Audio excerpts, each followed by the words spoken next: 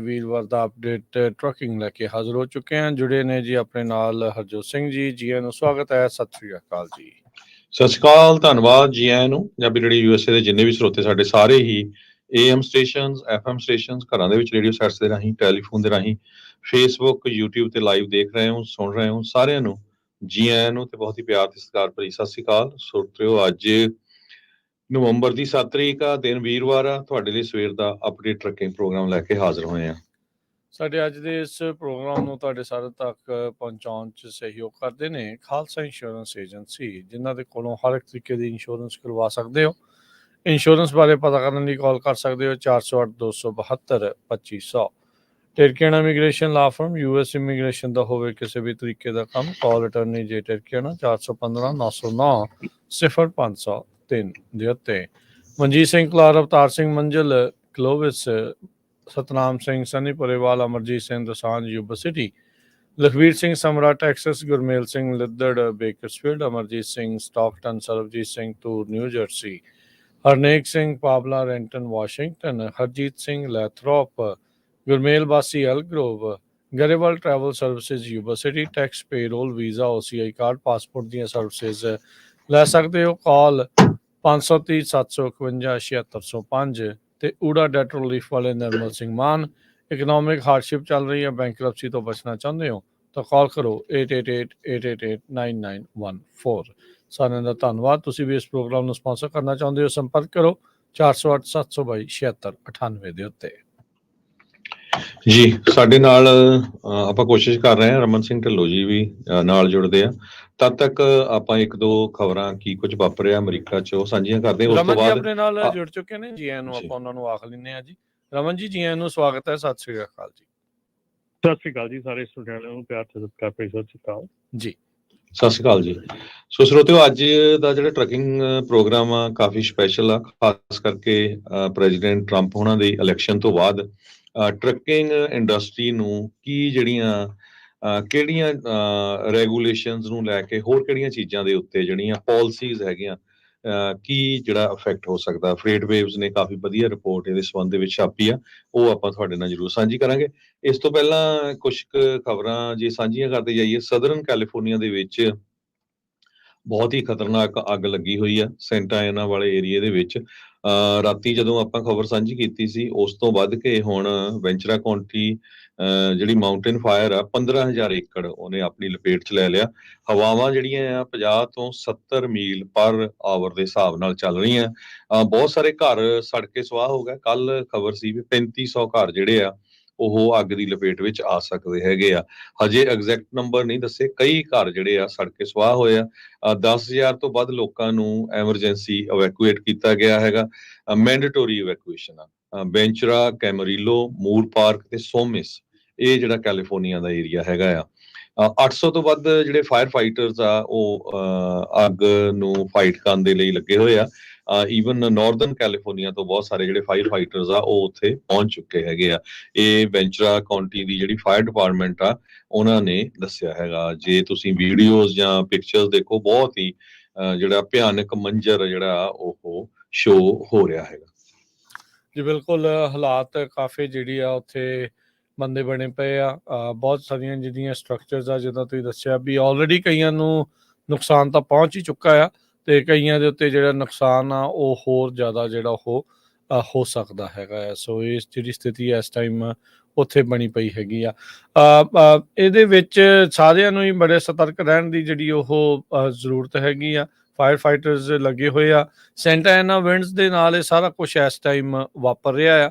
So hopefully ਇਹ ਜਿਹੜੀਆਂ ਕਾਬੂ ਦੇ ਵਿੱਚ ਆਉਣ ਤੇ ਉਹਦੇ ਨਾਲ ਜਿਹੜੀ ਆ ਇਹ ਸਮੱਸਿਆ ਜਿਹੜੀ ਉਹ ਹਟੇ। ਰੈੱਡ ਫਲੈਗ ਵਾਰਨਿੰਗਸ ਲਗਾਤਾਰ ਜਿਹੜੀਆਂ ਕੈਲੀਫੋਰਨੀਆ ਦੇ ਸੈਂਟਰਲ ਕੋਸਟ ਦੇ ਵਿੱਚ, ਇੱਥੋਂ ਤੱਕ ਕਿ ਸੈਨ ਫਰਾਂਸਿਸਕੋ ਬੇ ਏਰੀਏ ਦੇ ਵਿੱਚ ਤੇ ਨਾਰਥ ਦੇ ਵਿੱਚ ਵੀ ਉਹਨਾਂ ਨੇ ਜਾਰੀ ਕੀਤੀਆਂ ਹੈਗੀਆਂ ਆ। ਜਿਹਦੇ ਵਿੱਚ ਬਾਹਰ ਅੱਗ ਲਾ ਕੇ ਬੰਦਾ ਕੋਈ ਬਾਰਬੇਕਿਊ ਕਰਦਾ, ਕੁਛ ਕਰਦਾ, ਉੱਦਾਂ ਦੀਆਂ ਚੀਜ਼ਾਂ ਤੋਂ ਗੁਰੇਜ਼ ਕਰਨ ਦੀ ਗੱਲ ਜਿਹੜੀ ਉਹ ਰੱਖੀ ਜਾਂਦੀ ਹੈਗੀ ਆ। ਸੋ 1600 ਜਿਹੜੇ ਆ ਘਰ ਤੇ ਲਾਸ ਐਂਜਲਸ ਦੇ ਵਿੱਚ ਵੂਜ਼ਲੀ ਫਾਇਰ ਦੇ ਵਿੱਚ 2018 'ਚ ਉਦੋਂ ਨੁਕਸਾਨੇ ਗਏ ਸੀ। 3 ਜਾਣਿਆਂ ਦੀ ਨਾਲ ਮੌਤ ਹੋਈ ਸੀਗੀ। ਸੋ ਥਾਮਸ ਫਾਇਰ ਇਸ ਤਰੀਕੇ ਦੇ ਨਾਲ ਵੈਂਚੂਰਾ ਤੇ ਸੈਂਟਾ ਬਾਰਬਰਾ 'ਚ 2017 'ਚ ਲੱਗੀ ਸੀ।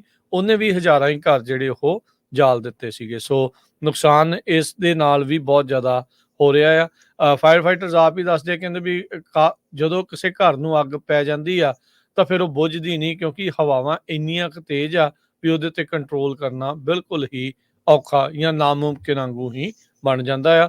ਸੋ ਕਈ ਹਜ਼ਾਰ ਏਕੜ ਦੇ ਵਿੱਚ ਇਹ ਅੱਗ ਕੁਝ ਘੰਟਿਆਂ ਦੇ ਵਿੱਚ ਹੀ ਜਿਹੜੀ ਉਹ ਫੈਲ ਗਈ ਸੀਗੀ। ਸੋ ਬਿਲਕੁਲ ਧੂਏ ਦੇ ਨਾਲ 에ਅਰ ਕੁਆਲਿਟੀ ਨੂੰ ਬਹੁਤ ਜ਼ਿਆਦਾ ਇੰਪੈਕਟ ਹੋਇਆ। ਸੋ ਹੈਲਥ ਅਲਰਟਸ ਜਾਰੀ ਕੀਤੇ ਗਏ ਹੈਗੇ ਆ।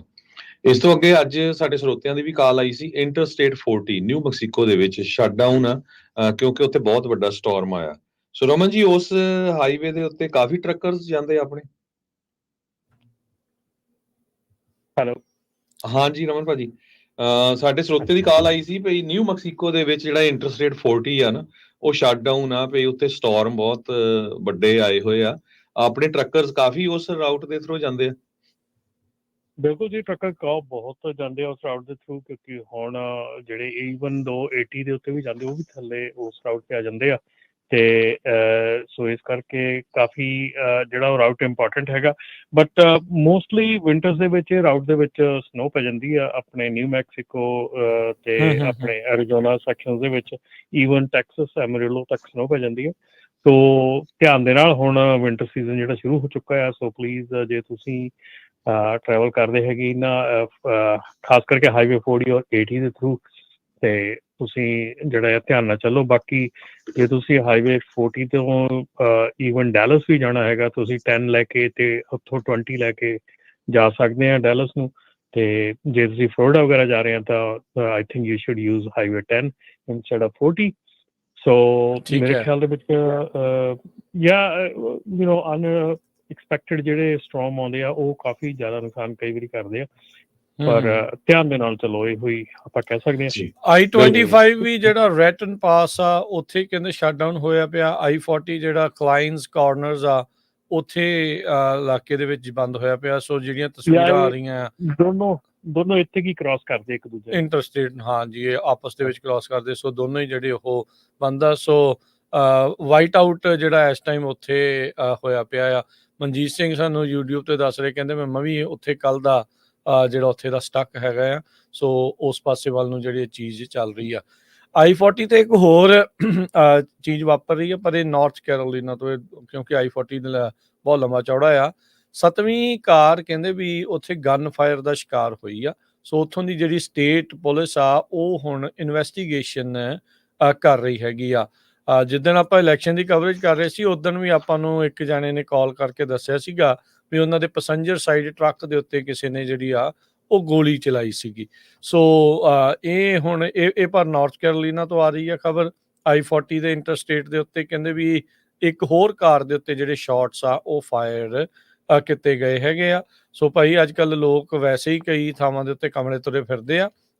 ਜਿਹੜਾ ਧਿਆਨ ਦੇ ਨਾਲ, ਉਹ ਤਾਂ ਜਿਹੜਾ ਕਿਹਾ ਨਹੀਂ ਜਾ ਸਕਦਾ ਕਿੱਥੇ ਕੀ ਜਿਹੜਾ ਉਹ ਹੋ ਜਾਣਾ ਆ, ਪਰ ਤੁਸੀਂ ਆਪਣੀ ਜਿਹੜੀ ਅਲਰਟਨੈਸ ਆ ਉਹ ਜਿਹੜੀ ਉਹ ਜ਼ਰੂਰ ਜਿਹੜੀ ਰੱਖੋ।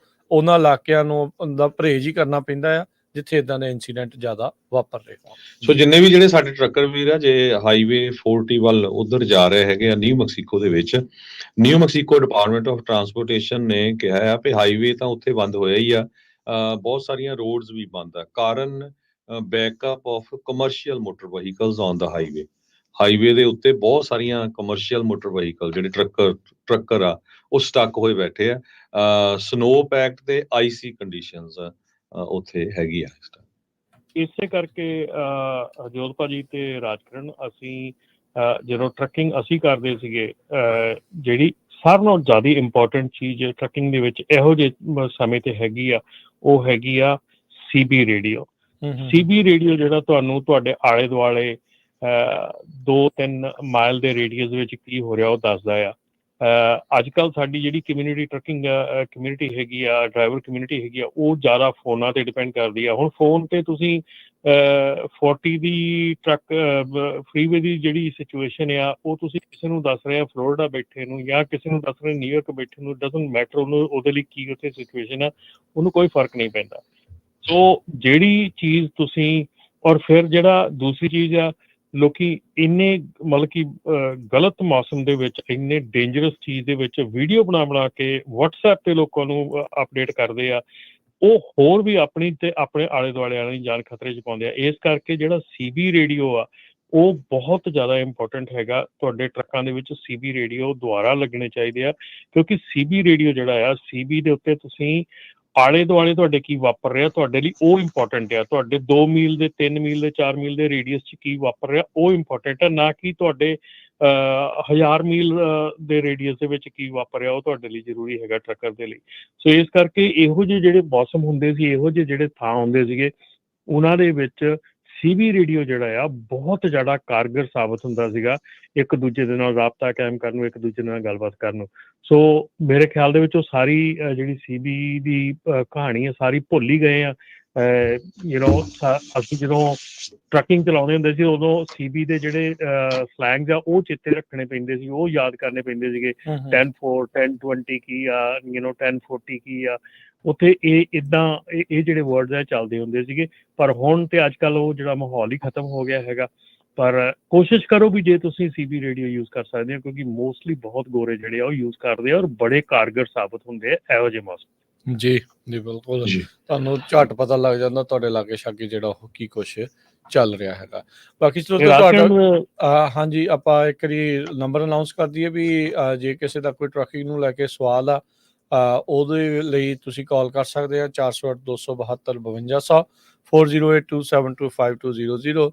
ਤੇ ਰਮਨ ਜੀ, ਆਪਣਾ ਜਿਹੜਾ ਕੀ ਸਥਿਤੀ ਹੈ ਇਸ ਟਾਈਮ ਇੰਡਸਟਰੀ ਦੀ ਜਿਹੜੀ ਉਹ ਚੱਲਦੀ ਆ? ਹੁਣ ਆਪਾਂ ਨੂੰ ਇਹ ਵੀ ਪਤਾ ਵੀ ਨਵੇਂ ਰਾਸ਼ਟਰਪਤੀ ਜਿਹੜੇ ਉਹ ਆ ਰਹੇ ਆ, ਉਹਨਾਂ ਨੇ ਆ ਜਾਣਾ ਆ ਅਗਲੇ ਸਾਲ ਦੇ ਵਿੱਚ। ਉਹਦੇ ਤੇ ਕੀ ਅਸਰ ਹੋਣਗੇ ਉਹਦੀਆਂ ਆਪਾਂ ਚਰਚਾ ਬਾਅਦ 'ਚ ਕਰਦੇ ਹਾਂ। ਸੋ ਰਾਈਟ ਨਾਓ ਕੀ ਸਿਚੁਏਸ਼ਨ ਹੈਗੀ ਆ? ਵਿੰਟਰ ਕੋਲਡ ਚਿੱਲ ਹੀ ਆ ਜੀ ਮਾਹੌਲ, ਜਾਂ ਪੈ ਰਿਹਾ ਕੁਝ ਫਰਕ ਪੈ ਰਿਹਾ? ਦੇਖੋ ਰਾਜਕਿਰਨ, ਪਹਿਲੀ ਤਾਂ ਗੱਲ ਨਵੇਂ ਰਾਸ਼ਟਰਪਤੀ ਡੋਨਲਡ ਟਰੰਪ ਦੇ ਆਉਣ ਦੇ ਨਾਲ ਕਾਫੀ ਚੀਜ਼ਾਂ ਦਾ ਫਰਕ ਪੈਣਾ ਹੈਗਾ ਆ, ਜਿਹੜਾ ਕਿ ਮਤਲਬ ਕਿ ਅੱਜ ਤੱਕ ਦੀ ਸਥਿਤੀ ਜਿਹੜੀ ਆ, ਜੇ ਤੁਸੀਂ ਆਪਣੇ ਸਟਾਕ ਮਾਰਕੀਟ ਵੱਲ ਦੇਖ ਲਓ ਤੇ ਉਹਨੇ ਵੀ ਬਹੁਤ ਵਧੀਆ ਵੱਡੀ ਛਾਲ ਮਾਰੀ। ਟਰੱਕਿੰਗ ਦੇ ਵਿੱਚ ਡੈਫੀਨੇਟਲੀ ਪੋਜ਼ਿਟਿਵ ਨਿਊਜ਼ ਹੈਗੀ ਆ ਟਰੱਕਿੰਗ ਦੇ ਲਈ। ਐਂਡ ਪੋਜ਼ਿਟਿਵ ਇਸ ਕਰਕੇ ਮੈਂ ਕਹਿ ਰਿਹਾ ਕਿਉਂਕਿ ਜਿਹੜਾ ਇਸ ਵੇਲੇ ਮਾਹੌਲ ਬਣਨ ਜਾ ਰਿਹਾ ਜਾਂ ਬਣ ਰਿਹਾ ਉਹ ਹੈਗਾ ਕਿ ਪ੍ਰੈਜ਼ੀਡੈਂਟ ਟਰੰਪ ਜਿਹੜੇ ਆ ਉਹਨਾਂ ਨੇ ਟੈਰਿਫ ਦੇ ਉੱਤੇ ਬਹੁਤ ਜ਼ਿਆਦਾ ਜ਼ੋਰ ਦਿੱਤਾ ਹੋਇਆ ਹੈ ਸਾਰੇ 'ਚ। ਸੋ ਇੱਥੇ ਇੱਕ ਜਿਹੜਾ ਸਪਲਾਇਰ ਹੈਗਾ ਇਸ ਵੇਲੇ ਉਹਦੇ ਮਨ ਦੇ ਵਿੱਚ ਇੱਕ ਉਹ ਕਾਹਲੀ ਹੈਗੀ ਆ ਕਿ ਉਹ ਆਪਣੀ ਸਪਲਾਈ ਜਿਹੜੀ ਆ ਉਹ ਇਹਨਾਂ ਅਗਲਿਆਂ 2 ਮਹੀਨਿਆਂ ਦੇ ਵਿੱਚ ਇਕੱਠੀ ਕਰੇ ਜਾਂ ਆਪਣੀ ਸਟਾਕ ਪਾਇਲਸ ਕਰੇ, ਤਾਂ ਕਿ ਕਿਉਂਕਿ ਆਉਣ ਵਾਲੇ ਸਮੇਂ 'ਚ ਜਿਹੜੀ ਸਪਲਾਈ ਲੇਨ ਜਿਹੜੀ ਆ ਡਿਸਟਰਪਟ ਹੋਣੀ ਆ ਉਹ ਜਾਂ ਹੋ ਸਕਦੀ ਆ। ਉਹਦੇ ਚੱਲਦੇ ਉਹਨੂੰ ਹੁਣ ਇਸ ਵੇਲੇ ਇਹ ਆ ਕਿ ਜਿੰਨੀ ਜਲਦੀ ਹੋ ਸਕਦਾ ਜਿੰਨਾ ਵੱਧ ਤੋਂ ਵੱਧ ਆਰਡਰ ਕਰਕੇ ਲਿਆਈਏ ਤਾਂ ਕਿ ਅਸੀਂ ਸਟਾਕ ਪਾਇਲ ਕਰ ਸਕੀਏ ਇਸ ਟੈਰਿਫ ਲੱਗਣ ਤੋਂ ਪਹਿਲਾਂ। ਸੋ ਇਸ ਚੀਜ਼ ਨੇ ਡੈਫੀਨੇਟਲੀ ਮਾਰਕੀਟ ਦੇ ਵਿੱਚ ਉਛਾਲ ਲਿਆਉਣਾ ਆ। ਇਸ ਚੀਜ਼ ਨੇ ਡੈਫੀਨੇਟਲੀ ਡੋਮੈਸਟਿਕ ਮਾਰਕੀਟ ਦੇ ਵਿੱਚ ਜਿਹੜਾ ਆ ਉਹ ਹਲਚਲ ਪੈਦਾ ਕਰਨੀ ਆ। ਸੋ ਆਈ ਥਿੰਕ ਟਰੱਕਿੰਗ ਇੱਕ ਐਸਾ ਕਿੱਤਾ ਹੈਗਾ ਜਿਹੜਾ ਕਿ ਫਰੰਟ ਲਾਈਨ ਤੇ ਹੁੰਦਾ ਆ।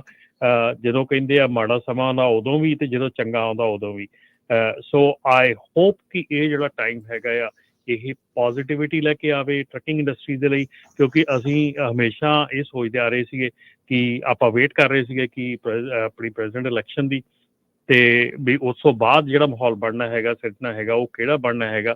ਸੋ ਬੜੀ ਚੰਗਾ ਲੱਗ ਰਿਹਾ ਕਿ ਬੜੇ ਟਾਈਮ ਤੋਂ ਬਾਅਦ ਆਪਾਂ ਇੱਕ ਪੋਜ਼ਿਟਿਵ ਵਾਲੀ ਨਿਊਜ਼ ਦੇ ਰਹੇ ਆ ਕਿ ਇਹ ਚੀਜ਼ ਜਿਹੜੀ ਫਾਈਨਲੀ ਟਰਨ ਅਰਾਊਂਡ ਹੋਵੇ। ਬਿਲਕੁਲ ਸਹੀ ਗੱਲ ਹੈ। ਹਾਂ, ਫਾਈਨਲੀ ਗੱਲਾਂ ਇਹ ਨਹੀਂ ਹੈ ਆਪਣੇ ਰਮਨ ਜੀ, ਹੋਰ ਬਹੁਤ ਸਾਰੀਆਂ ਚੀਜ਼ਾਂ ਟਰੱਕ ਕਮਿਸ਼ਨ ਦੇ ਸਟੈਂਡਰਡਸ ਨੂੰ ਲੈ ਕੇ ਇੰਡੀਪੈਂਡੈਂਟ ਕੰਟਰੈਕਟਿੰਗ ਵਾਲਾ ਜਿਸ ਹਿਸਾਬ ਦੇ ਨਾਲ ਆਪਾਂ ਸੋਚਦੇ ਸੀ ਪੂਰਾ ਲਾਗੂ ਹੋਣਾ, ਹੋ ਸਕਦਾ ਉਹ ਵੀ ਰਿਵਰਸ ਹੋ ਜਾਏ, ਹਨਾ। ਇਹ ਵੀ ਏਜੰਡੇ ਤੇ ਹੋਊਗਾ ਉਹਨਾਂ ਦੇ। ਬਹੁਤ ਚੀਜ਼ਾਂ ਹੈਗੀਆਂ ਜੀ, ਬਹੁਤ ਚੀਜ਼ਾਂ ਹੈਗੀਆਂ ਜਿਹੜੀਆਂ ਕਿ ਟਰੱਕਿੰਗ ਇੰਡਸਟਰੀ ਨੂੰ ਜਿਹੜੀ ਰੈਗੂਲੇਸ਼ਨ ਹੈਗੀ ਆ ਬਹੁਤ ਬੰਨ੍ਹ ਕੇ ਰੱਖ ਰਹੀ ਹੈਗੀ ਆ। ਬਹੁਤ ਰੈਗੂਲੇਸ਼ਨ ਜਿਹੜੀ ਆਈ ਹੈਗੀ ਔਰ ਆ ਰਹੀ ਹੈਗੀ ਆ ਉਹਦੇ ਤੋਂ ਛੁਟਕਾਰਾ ਹੋ ਸਕਦਾ, ਮਿਲ ਸਕਦਾ ਆ ਜੇ ਇੰਟਰਸਟ ਰੇਟ ਥੱਲੇ ਚਲੇ ਜਾਂਦੇ ਆ, ਪ੍ਰੋਡਕਸ਼ਨ ਹਾਊਸਿਸ ਦੀ ਵੱਧਦੀ ਆ ਜਾਂ ਘਰਾਂ ਦੇ ਮੈਨੂਫੈਕਚਰਿੰਗ ਵੱਧਦੀ ਆ, ਤਾਂ ਉਹਦੇ ਵਿੱਚ ਵੀ ਕੰਸਟਰਕਸ਼ਨ ਦੇ ਵਿੱਚ ਵੀ ਤੁਹਾਨੂੰ ਟਰੱਕਿੰਗ ਨੂੰ ਬੈਨੀਫਿਟ ਹੈ। ਸੋ ਅਗੇਨ ਟਰੱਕਿੰਗ ਜਿਹੜੀ ਆ ਉਹ ਫੋਰਫਰੰਟ ਹੁੰਦੀ ਆ, ਫਰੰਟ ਤੇ ਹੁੰਦੀ ਆ। ਇਸ ਕਰਕੇ ਟਰੱਕਿੰਗ ਜਿਹੜੀ ਹੈਗੀ ਆ, ਜੇ ਉਹਨੂੰ ਨੁਕਸਾਨ ਸਾਰਿਆਂ ਨਾਲੋਂ ਪਹਿਲਾਂ ਦੇਖਣਾ ਪੈਂਦਾ ਤੇ ਉਹਨੂੰ ਫਾਇਦਾ ਵੀ ਸਾਰਿਆਂ ਨਾਲੋਂ ਪਹਿਲਾਂ ਟਰੱਕਿੰਗ ਨੂੰ ਹੀ ਹੁੰਦਾ ਆ। ਬਾਕੀ ਸਾਰੀਆਂ ਇੰਡਸਟਰੀਜ਼ ਜਿਹੜੀਆਂ ਉਸ ਤੋਂ ਬਾਅਦ 'ਚ ਬੈਨੀਫਿਟ 'ਚ ਆਉਂਦੀਆਂ। ਪਰ ਜੇ ਟਰੱਕਿੰਗ ਅਗਲੇ 2-4 ਮਹੀਨਿਆਂ ਦੇ ਵਿੱਚ ਜੇ ਟਰੱਕਿੰਗ ਚਮਕਣ ਲੱਗ ਜਾਂਦੀ ਆ ਤੇ ਸਮਝ ਲਓ ਕਿ ਬਾਕੀ ਸਾਰਿਆਂ ਦੇ ਲਈ ਵੀ ਪੋਜ਼ੀਟਿਵ ਨਿਊਜ਼ ਹੈਗੀ ਆ। ਚਲੋ ਜੀ ਇਹ ਬਹੁਤ ਜਿਹੜਾ ਉਹ ਵਧੀਆ ਆ। ਇਹ ਚੀਜ਼ਾਂ ਜਿਹੜੀਆਂ ਉਹ ਜ਼ਰੂਰੀ ਆ ਵੀ ਤਬਦੀਲੀ ਆਉਣੀ ਚਾਹੀਦੀ ਸੀ। ਲੋਕਾਂ ਨੂੰ 2 ਸਾਲ ਹੋ ਗਏ ਸੀਗੇ, ਬਹੁਤ ਬੁਰਾ ਹਾਲ ਸੀਗਾ, ਖਾਸ ਕਰਕੇ ਇਕੱਲੀ ਟਰੱਕਿੰਗ ਨਹੀਂ, ਹੋਰ ਵੀ ਬਹੁਤ ਸਾਰੀਆਂ ਇੰਡਸਟਰੀਜ਼ ਥੱਲੇ ਵੱਲ ਨੂੰ ਸੀ। ਹੋਪਫੁਲੀ ਇਹਦੇ ਨਾਲ ਜਿਹੜਾ ਇੱਕ ਉਛਾਲ ਜਿਹੜਾ ਉਹ ਸਭ ਨੂੰ ਜਿਹੜਾ ਉਹ ਮਿਲੇ ਤੇ ਲੀਹ ਦੇ ਉੱਤੇ ਜਿਹੜਾ ਉਹ ਦੁਬਾਰਾ ਆਉਣਾ ਸ਼ੁਰੂ ਜਿਹੜਾ ਉਹ ਕਰੀਏ। ਤੇ ਆਪਣੇ ਨਾਲ ਦੇ ਕੁਝ ਕਾਲਰ ਵੀ ਜੁੜੇ, ਆਪਾਂ ਉਹਨਾਂ ਦੀ ਵੀ ਗੱਲ ਜਿਹੜੀ ਉਹ ਸੁਣਦੇ ਹਾਂ। ਤੇ ਜੇ ਤੁਹਾਡਾ ਵੀ ਕੋਈ ਟਰੱਕਿੰਗ ਨੂੰ ਲੈ ਕੇ ਸਵਾਲ ਆ, ਤੁਸੀਂ ਕਾਲ ਕਰ ਸਕਦੇ ਹੋ 408-272-5200। ਅਜੀਤ ਚਾਹਲ ਜੀ, ਸਤਿ ਸ਼੍ਰੀ ਅਕਾਲ ਜੀ। ਹਾਂਜੀ, ਸਾਰੇ ਵੀਰਾਂ ਨੂੰ ਸਤਿ ਸ਼੍ਰੀ ਅਕਾਲ, ਸੁਣਨ ਵਾਲਿਆਂ ਨੂੰ ਵੀ ਸਤਿ ਸ਼੍ਰੀ ਸਤਿ ਸ਼੍ਰੀ ਅਕਾਲ। ਅਕਾਲ। ਮੈਂ ਨਾ ਰਮਨਵੀਰ ਜੀ ਦੀ ਗੱਲ ਵਿੱਚ ਸਹਿਮਤੀ ਦੇਣੀ ਹੈ। ਜਿਹੜੀ ਸੀਵੀ ਰੇਡੀਓ ਹੁੰਦੀ ਹੈ ਨਾ, ਉਹਦੀ ਟਿਕਟ ਵੀ ਦਿੱਤੀ ਸੀ ਜੀ, ਵਾਇਲੇਸ਼ਨ ਦਿੱਤੀ ਸੀ ਇੱਥੇ ਟੈਕਸਸ ਦੇ ਵਿੱਚ ਹਾਈਵੇ 10 ਤੇ। ਉਹਨੇ ਔਨ ਨਹੀਂ ਕੀਤੀ ਹੋਈ ਸੀ ਤੇ ਅੱਗੇ ਐਕਸੀਡੈਂਟ ਹੋ ਗਿਆ ਸੀ। ਆਫੀਸਰ ਨੇ ਰੋਕ ਕੇ ਉਹਨੂੰ ਟਿਕਟ ਦਿੱਤੀ ਸੀ ਕਿ ਤੂੰ ਪਿੱਛੇ ਕਿਉਂ ਨਹੀਂ ਦੱਸਿਆ। ਜੀ ਤੇ ਇਸ ਕਰਕੇ ਸੀਵੀ ਰੇਡੀਓ ਜਿਹੜਾ ਹੈਗਾ ਉਹ ਜ਼ਰੂਰੀ ਹੋਣਾ ਚਾਹੀਦਾ। ਧੰਨਵਾਦ ਜੀ। ਸੀਬੀ ਰੇਡੀਓ ਤੁਹਾਡੀ ਪਰਸਨਲ ਪ੍ਰੋਟੈਕਸ਼ਨ ਲਈ ਬਹੁਤ ਵਧੀਆ ਹੈਗਾ। ਪਹਿਲਾਂ ਤਾਂ ਜਦੋਂ ਈਵਨ ਦੋ ਜਿਹੜੇ ਟਰੱਕ ਜਿੱਥੇ ਵੇਅਰ ਹਾਊਸ ਹੁੰਦੇ ਸੀਗੇ, ਵੇਅਰ ਹਾਊਸ 'ਚ ਰਿਕੁਆਇਰਡ ਹੁੰਦਾ ਸੀਗਾ ਕਿ ਤੁਸੀਂ ਸੀਬੀ ਰੇਡੀਓ ਔਨ ਕਰਨਾ ਆ ਫਲਾਣੇ ਚੈਨਲ ਦੇ ਉੱਤੇ ਜਦੋਂ ਤੁਸੀਂ ਉਸ ਵੇਅਰ ਹਾਊਸ ਸਟਾਫ ਆਪਣਾ ਜਿਹੜਾ ਆ ਪ੍ਰੋਡਕਟ ਲਾਉਣ ਜਾਣਾ ਆ।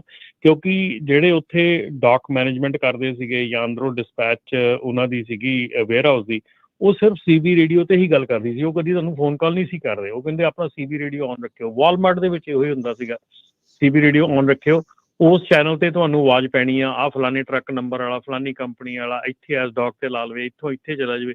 ਉਹ ਸਾਰਾ ਕੁਝ ਹੀ ਸੀਬੀ ਤੇ ਰਨ ਹੁੰਦਾ ਸੀਗਾ। ਤਾਂ ਬੜਾ ਇੰਜੋਏਮੈਂਟ ਵੀ ਹੁੰਦੀ ਸੀ, ਬੰਦਾ ਸਤਰਕ ਰਹਿੰਦਾ ਸੀ, ਹਰ ਟਾਈਮ ਬੈਠਾ ਰਹਿੰਦਾ ਸੀਗਾ ਵੀ ਹੁਣ ਵੀ ਮੇਰਾ ਸੀਬੀ ਤੇ ਨਾਂ ਸੁਣਿਆ, ਹੁਣ ਵੀ ਸੁਣਿਆ। ਪਰ ਅੱਜ ਕੱਲ੍ਹ ਜਿਹੜਾ ਆ ਉਹ ਜਿੱਦਾਂ ਸਨੀ ਗਰੇਵਾਲ ਆਪਣੇ ਕਹਿੰਦੇ ਆ ਯੂਟਿਊਬ ਉੱਤੇ ਲਾਈਵ ਤੇ ਵੀ ਅੱਜ ਕੱਲ੍ਹ ਦੇ ਪਤਾ ਹੀ ਨਹੀਂ ਹੈਗਾ ਕਿ ਕੀ ਆ, ਤੇ ਸਿਰਫ ਟਿਕਟੌਕ ਹੀ ਚੱਲਦਾ ਆ। ਡੈਫੀਨੇਟਲੀ ਅੱਜ ਕੱਲ੍ਹ ਉਸ ਚੀਜ਼ ਦਾ ਤਾਂ ਸਾਰਾ ਮਾਹੌਲ ਹੀ ਖਤਮ ਹੋ ਗਿਆ। ਜੀ ਜੀ ਬਿਲਕੁਲ ਬਿਲਕੁਲ। ਤੇ ਜਿਹੜੀਆਂ ਪਾਲਿਸੀਜ਼ ਹੈਗੀਆਂ ਆ ਕੁਛ ਕੁ ਆਪਾਂ ਡਿਸਕਸ ਕਰਦੇ ਹੈਗੇ ਆ, ਜਿਨ੍ਹਾਂ ਦੇ ਉੱਤੇ ਕਾਫੀ ਜ਼ਿਆਦਾ ਜਿਹੜਾ ਪ੍ਰੈਜ਼ੀਡੈਂਟ ਇਲੈਕਟ ਡੋਨਲਡ ਟਰੰਪ ਤੇ ਵਾਈਸ ਪ੍ਰੈਜ਼ੀਡੈਂਟ ਇਲੈਕਟ JD ਵੈਂਸ ਆ, ਉਹਨਾਂ ਦਾ ਜਿਹੜਾ ਐਡਮਿਨਿਸਟ੍ਰੇਸ਼ਨ ਆ ਉਹ ਇਫੈਕਟ ਕਰੂਗਾ। ਸੈਨੇਟ ਦੇ ਵਿੱਚ ਮੈਜੋਰਟੀ ਹੋ ਗਈ ਆ, ਕਾਂਗਰਸ 'ਚ ਵੀ ਲੱਗ ਰਿਹਾ ਆ ਵੀ ਮੈਜੋਰਟੀ ਜਿਹੜੀ ਆ ਰਿਪਬਲਿਕਨਸ ਦੀ ਹੋ ਜਾਊਗੀ। ਸਭ ਤੋਂ ਪਹਿਲਾਂ ਤਾਂ ਇੰਜਨ ਐਮਿਸ਼ਨਸ ਨੂੰ ਲੈ ਕੇ ਹੈਗਾ ਆ ਰਮਨ ਜੀ। ਬਾਈਡਨ ਹੈਰਿਸ ਜਿਹੜਾ ਐਡਮਿਨਿਸਟ੍ਰੇਸ਼ਨ ਆ ਉਹਨਾਂ ਦੇ ਰਾਹੀਂ ਜੋ এনवायरमेंटल ਪ੍ਰੋਟੈਕਸ਼ਨ ਏਜੰਸੀ ਆ, green house gas emission standard for heavy duty vehicles phase 3 ਜਿਹੜਾ ਫਾਈਨਲ ਰੂਲ ਆ ਉਹ ਟਰੱਕ ਮਾਡਲ ਈਅਰ 2027 ਤੋਂ 2032 ਨੂੰ ਅਪਲਾਈ ਹੋਣਾ ਸੀ, ਜਿਹੜਾ heavily battery electric hydrogen electric power system ਤੇ ਡਿਪੈਂਡ ਕਰਦਾ ਆ। ਸੋ ਟਰੰਪ ਤੇ ਵੈਂਸ ਉਹਨਾਂ ਦਾ ਐਡਮਿਨਿਸਟ੍ਰੇਸ਼ਨ ਕਹਿੰਦੇ ਇਸ ਸਟੈਂਡਰਡ ਨੂੰ ਰੀਸੈਟ ਕਰੂਗਾ, ਕਿਉਂਕਿ ਹਜੇ ਫਿਜ਼ੀਬਿਲਿਟੀ ਹੈ ਨਹੀਂ, ਜਿਹੜੀ ਆਪਾਂ ਹਮੇਸ਼ਾ ਡਿਸਕਸ ਕਰਦੇ ਰਹਿੰਦੇ ਆ ਟੈਕਨੋਲੋਜੀ ਨੂੰ ਲੈ ਕੇ, ਇੰਟਰਨਲ ਕੰਬਸ਼ਨ ਇੰਜਨਸ ਨੂੰ ਲੈ ਕੇ। ਸੋ ਇਹਦੇ ਉੱਤੇ ਜਿਹੜਾ ਆ ਥੋੜਾ ਡਿਲੇ ਹੋਰ ਹੋ ਸਕਦਾ ਹੈ। ਠੀਕ ਹੈ ਰਮਨ ਜੀ? ਜੀ ਬਿਲਕੁਲ ਜੀ, ਕਈ ਚੀਜ਼ਾਂ ਜਿਹੜੀਆਂ ਹੈਗੀਆਂ ਇਸ ਵੇਲੇ ਉਹ ਵਾਪਰਨੀਆਂ ਹੈਗੀਆਂ। ਕਈ ਜਿਹੜੇ ਰੂਲ ਐਂਡ ਰੈਗੂਲੇਸ਼ਨਸ ਆ ਉਹ ਰਿਵਰਸ ਹੋਣੇ ਆ।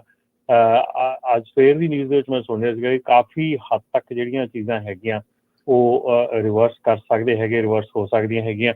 ਸੋ ਆਉਣ ਵਾਲਾ ਸਮਾਂ ਦੱਸੂਗਾ ਕਿ ਕਿੱਥੇ ਕੀ ਜਿਹੜੀ ਨਜ਼ਰ ਪੈਂਦੀ ਆ ਕਿ ਕਦੋਂ ਇਹ ਚੀਜ਼ਾਂ ਹੁੰਦੀਆਂ ਹੈਗੀਆਂ।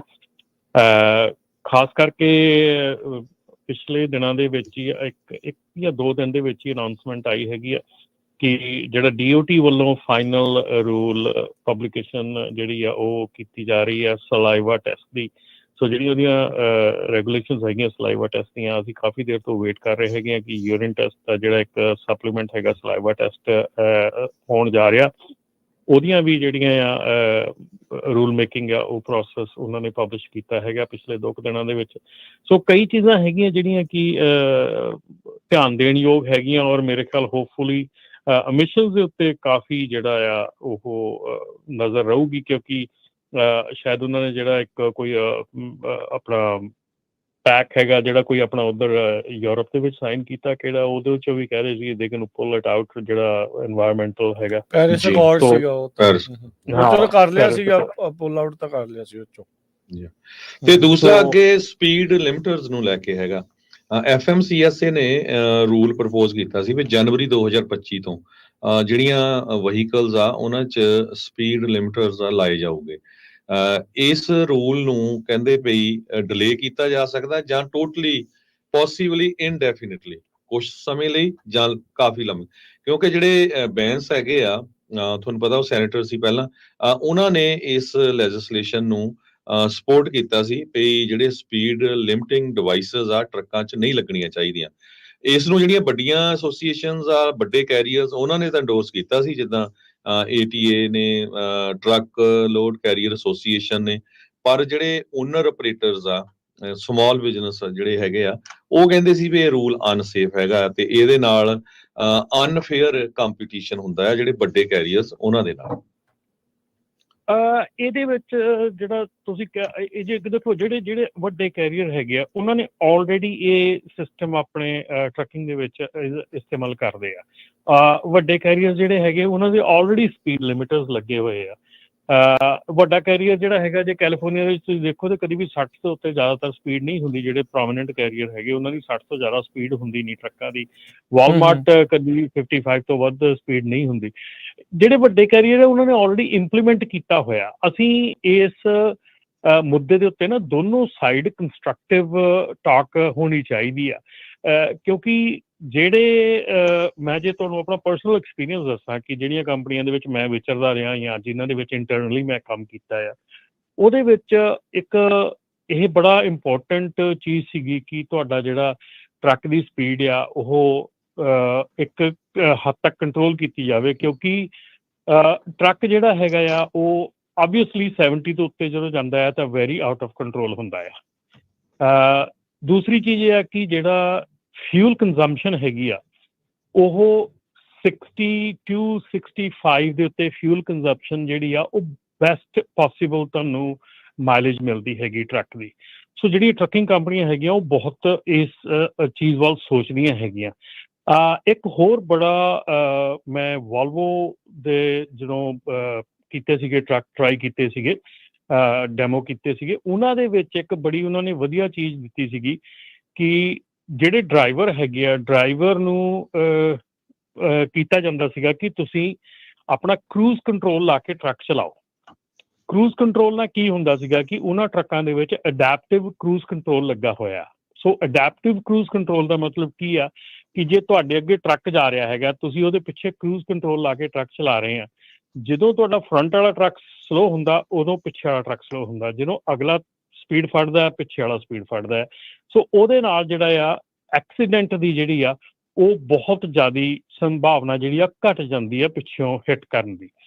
ਸੋ ਉਹਦੇ 'ਚ ਜਿਹੜੇ ਡਰਾਈਵਰ ਹੈਗੇ ਆ ਉਹ ਕਰੂਜ਼ ਕੰਟਰੋਲ ਨਹੀਂ ਸੀ ਲਾ ਕੇ ਚੱਲਦੇ। ਸੋ ਕਹਿੰਦੇ ਸੀਗੇ ਕਿ ਕਰੂਜ਼ ਕੰਟਰੋਲ ਨਾਲ ਜੇ ਵਿੱਚ ਕੋਈ ਕਾਰ ਆ ਜਾਂਦੀ ਆ, ਟਰੱਕ ਆਟੋਮੈਟਿਕਲੀ ਸਲੋ ਹੋਣਾ ਸ਼ੁਰੂ ਹੋ ਜਾਂਦਾ ਆ।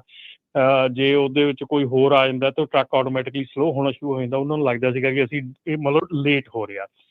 ਪਰ ਉਸ ਇੱਕ ਕੰਪਨੀ ਜਿਹਨਾਂ ਕਿ ਮੈਂ ਕਾਫੀ ਕੰਮ ਕੀਤਾ, ਉਹਨੇ ਕੀ ਕੀਤਾ ਸੀਗਾ ਕਿ ਜੇ ਤੁਸੀਂ ਟਾਇਰ ਦੇ ਨਾਲ ਰੇਸ ਦੱਬਦੇ ਹੈਗੇ ਆ ਤੇ ਤੁਹਾਡਾ ਜਿਹੜਾ ਟਰੱਕ ਹੈਗਾ ਆ ਉਹ 60 to 63 ਦੀ ਸਪੀਡ ਤੱਕ ਮੈਕਸਿਮਮ ਜਾ ਸਕਦਾ।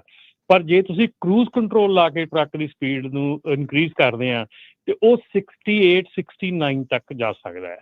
ਸੋ ਉੱਥੇ ਉਹ ਉਹਨਾਂ ਨੂੰ ਪੁਸ਼ ਕਰਦੇ ਡਰਾਈਵਰ ਨੂੰ ਕਿ ਤੁਸੀਂ ਕਰੂਜ਼ ਕੰਟਰੋਲ ਕਰੋ, ਕਿਉਂਕਿ ਕਰੂਜ਼ ਕੰਟਰੋਲ ਦੇ ਨਾਲ ਜਿਹੜਾ ਅਡੈਪਟਿਵ ਕਰੂਜ਼ ਕੰਟਰੋਲ ਆ ਉਹਦੇ ਨਾਲ ਟਰੱਕ ਜਿਹੜਾ ਆ ਉਹ ਬਹੁਤ ਘੱਟ ਚਾਂਸਸ ਹੋ ਜਾਂਦੇ ਆ ਕਿ ਅੱਗੇ ਕਿਸੇ ਦੇ ਵਿੱਚ ਜਾ ਕੇ ਵੱਜੇ।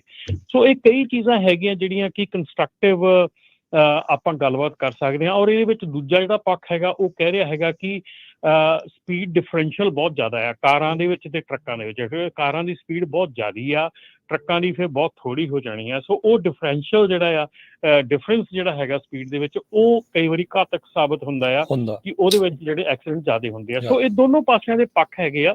ਪਰ ਡੈਫੀਨੇਟਲੀ ਮੈਂ ਚਾਹੂੰਗਾ ਕਿ ਜਿਹੜੇ ਆਪਣੇ ਲਿਸਨਰਸ ਹੈਗੇ ਆ ਉਹ ਆਪਣੇ ਨਾਲ ਗੱਲਬਾਤ ਕਰਨ ਇਹਦੇ ਉੱਤੇ ਕਿ ਦੱਸਣ ਕਿ ਉਹਨਾਂ ਦੇ ਕੀ ਵਿਚਾਰ ਹੈਗੇ ਆ। ਜੀ, ਆਪਣੇ ਨਾਲ ਅਗਲੇ ਕਾਲਰ ਜੁੜ ਰਹੇ, ਆਪਾਂ ਉਹਨਾਂ ਨਾਲ ਗੱਲ ਕਰਦੇ ਹਾਂ। ਹਾਂਜੀ ਓਂਕਾਰ ਜੀ, ਸਤਿ ਸ਼੍ਰੀ ਅਕਾਲ।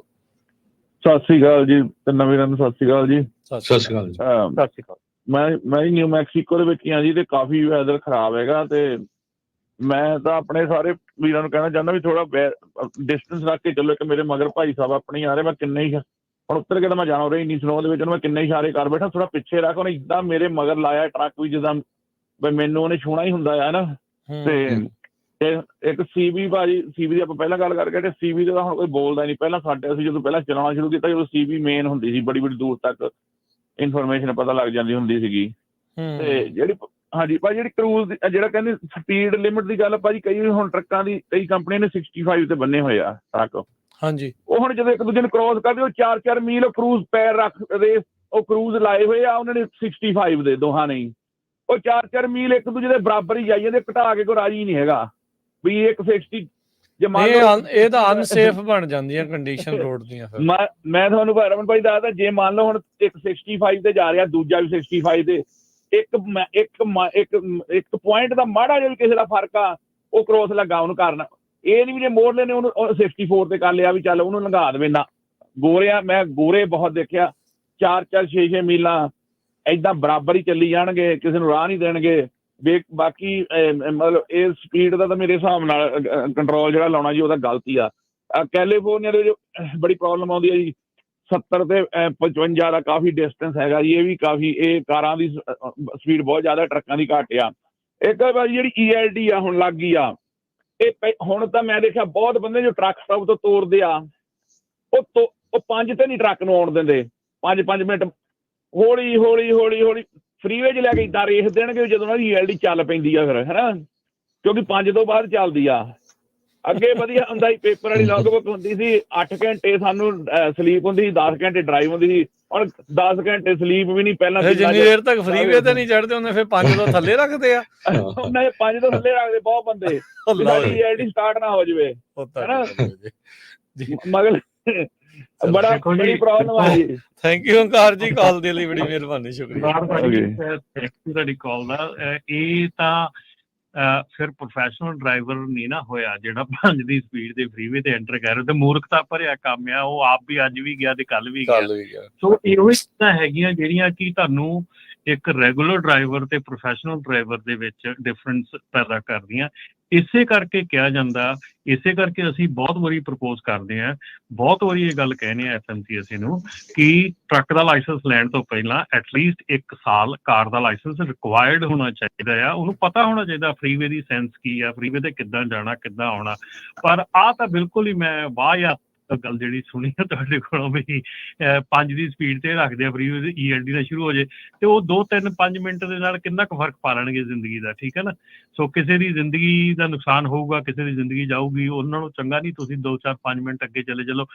ਜਿਸ ਹਿਸਾਬ ਨਾਲ ਇੱਥੇ ਕਾਨੂੰਨ ਬਣੇ ਆ ਨਾ, ਜੇ ELD ਦਾ ਸਾਰੇ ਜਾਣੇ ਜਿਸ ਹਿਸਾਬ ਨਾਲ ਇਹ ਕਾਨੂੰਨ ਬਣਾਏ ਗਏ ਆ, ਜੇ ELD ਨੂੰ ਤੁਸੀਂ ਪਰਫੈਕਟਲੀ ਯੂਜ਼ ਕਰੋ, ਸਪੀਡ ਨੂੰ ਪਰਫੈਕਟਲੀ ਯੂਜ਼ ਕਰੋ, ਮੇਰੇ ਖਿਆਲ ਦੇ ਵਿੱਚ ਕੋਈ ਰੀਜ਼ਨ, ਕੋਈ ਵੀ ਐਸਾ ਕੰਮ ਨਹੀਂ ਹੋ ਸਕਦਾ ਜਿਹਦੇ ਵਿੱਚ ਕਿ ਤੁਹਾਡੀ ਜਿਹੜੀ ਇਨਕਮ ਆ ਉਹ ਇਨਕਰੀਜ਼ ਨਾ ਹੋਵੇ ਤੇ ਤੁਹਾਡੀ ਲਾਈਫ ਜਿਹੜੀ ਆ ਉਹ ਨਾ ਵਧੇ। ਇਹ ਗਾਰੰਟੀ ਆ ਕਿ ਜੇ ਤੁਸੀਂ ਇਹ ਰੂਲ ਯੂਜ਼ ਕਰਦੇ ਆ ਤੇ ਤੁਹਾਡਾ, ਤੁਸੀਂ ਕੰਪੈਰੀਜ਼ਨ ਕਰਕੇ ਦੇਖ ਲਓ ਕਿ ਆਪਣਾ ਇੱਕ ਡਰਾਈਵਰ ਜਿਹੜਾ 18 ਘੰਟੇ ਟਰੱਕ ਚਲਾਉਂਦਾ ਤੇ ਉਹਦੇ ਬਰਾਬਰ ਜਿਹੜਾ ਵਾਲਮਾਰਟ ਦਾ ਡਰਾਈਵਰ ਸੂਟ ਬੂਟ ਪਾ ਕੇ ਐਨ ਪੂਰਾ ਤੇ 11 ਘੰਟੇ ਟਰੱਕ ਚਲਾਉਂਦਾ, ਪੈਸੇ ਉਹ ਵੱਧ ਬਣਾਉਂਦਾ, ਸਾਡਾ ਬੰਦਾ ਫੇਰ ਤਰਲੇ ਕੱਢਦਾ ਫਿਰਦਾ ਹੁੰਦਾ। ਸੋ ਉਹਦੇ ਕੱਪੜੇ ਦੇਖ ਲਓ ਤੇ ਉਹਦਾ ਰਹਿਣ ਸਹਿਣ ਦੇਖ ਲਓ, ਸਾਰਾ ਕੁਝ ਦੇਖ ਲਓ। ਤੇ ਆਈ ਡੋਂਟ ਥਿੰਕ ਸੋ ਕਿ ਇਹ ਬਿਲਕੁਲ ਮੇਰੇ ਖਿਆਲ ਦੇ ਵਿੱਚ ਸਹੀ ਹੈਗਾ ਕਿ ਜ਼ਿਆਦਾ ਟਰੱਕ ਚਲਾਉਣ ਦੇ ਨਾਲ ਜ਼ਿਆਦਾ ਹੀ ਪੈਸੇ ਬਣਦੇ ਆ। ਜੀ ਆਪਣੇ ਨਾਲ ਅਗਲੇ ਕਾਲਰ ਜੁੜੇ ਆਪਾਂ ਉਹਨਾਂ ਨਾਲ ਕਰਦੇ ਹਾਂ ਜੀ ਗੱਲਬਾਤ। ਅਮਰੀਕ ਜੀ, ਸਤਿ ਸ਼੍ਰੀ ਅਕਾਲ।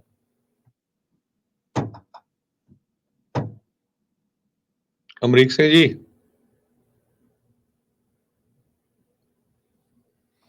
ਹੈਲੋ, ਹਾਂਜੀ ਅਮਰੀਕ ਜੀ, ਹਾਂਜੀ ਹੁਣ ਆ ਰਹੀ ਹੈ ਜੀ ਆਵਾਜ਼। ਸਤਿ ਸ਼੍ਰੀ ਅਕਾਲ ਜੀ। ਸਤਿ ਸ਼੍ਰੀ ਅਕਾਲ ਜੀ। ਭਾਈ ਆਪਾਂ ਗੱਲ ਕਰ ਰਹੇ ਸੀਗੇ ਸਪੀਡ ਦੀ ਨਾ ਜੀ। ਤੇ ਸਪੀਡ ਦੇ ਵਿੱਚ ਭਾਜੀ ਏਦਾਂ ਹੈਗਾ, ਪਹਿਲਾਂ ਅੱਜ ਤੋਂ 12-15 ਸਾਲ ਪਹਿਲਾਂ ਇਲੀਨੋਇਸ, ਓਹਾਇਓ, ਇਹਨਾਂ ਸਟੇਟਾਂ ਦੇ ਵਿੱਚ ਵੀ ਕੈਲੀਫੋਰਨੀਆ ਵਾਂਗੂ ਟਰੱਕ ਦੀ ਸਪੀਡ 55 ਹੁੰਦੀ ਸੀ। ਫਿਰ ਉਹਦੇ ਬਾਅਦ 'ਚ ਇਹਨਾਂ ਸਟੇਟਾਂ 'ਚ ਸਟੱਡੀ ਕਰਾਈ ਗਈ। ਉਹ ਸਟੱਡੀ ਦਾ ਰਿਜ਼ਲਟ ਇਹ ਨਿਕਲਿਆ ਕਿ ਸਪਲਿਟ ਸਪੀਡ ਜਿਹੜੀ ਆ that is dangerous. Split speed ਕਰਕੇ ਐਕਸੀਡੈਂਟ ਹੁੰਦੇ ਆ। ਤੇ ਇਹਨਾਂ ਦੋਨਾਂ ਸਟੇਟਾਂ ਨੇ ਆਪਣੀ ਸਪੀਡ ਜਿਹੜੀ ਆ ਟਰੱਕ ਦੀ ਉਹ ਰਿਵਾਈਜ਼ ਕਰਕੇ ਇਨਕਰੀਜ਼ ਕਰ ਦਿੱਤੀ ਸੀਗੀ। ਤੇ ਫਿਰ ਦੁਬਾਰਾ ਉਸ ਚੀਜ਼ ਤੇ ਸਪੀਡ ਤੇ ਲਿਮਿਟ ਕਰਨਾ ਟਰੱਕ ਨੂੰ, ਦੈਟ ਇਜ਼ ਡੇਂਜਰਸ।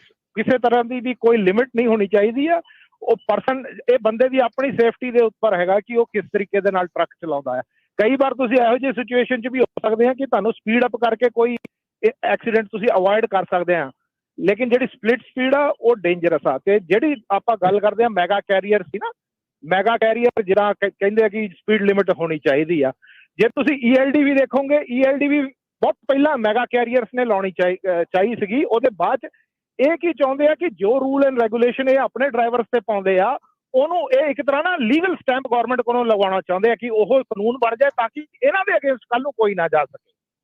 ਤੇ ਇਹ ਮੈਗਾ ਕੈਰੀਅਰਸ ਦੀ ਅਪਰੋਚ ਹੈਗੀ ਆ। ਇਹ ਜਿਹੜਾ ਇੰਡੀਪੈਂਡੈਂਟ ਆਪਰੇਟਰ ਆ ਉਹ ਕਿਸੇ ਤਰ੍ਹਾਂ ਦੀ ਰਿਸਟ੍ਰਿਕਸ਼ਨਸ ਨਹੀਂ ਚਾਹੁੰਦਾ, ਔਰ ਹੋਣੀਆਂ ਵੀ ਨਹੀਂ ਚਾਹੀਦੀਆਂ। ਧੰਨਵਾਦ ਜੀ। ਓਕੇ। ਤੇ ਅਗਲਾ ਪੁਆਇੰਟ ਰਮਨ ਜੀ ਤੇ ਰਾਜ ਜੀ, ਇਹ ਹੈਗਾ ਆਟੋਨੋਮਸ ਟਰੱਕਿੰਗ ਨੂੰ ਲੈ ਕੇ।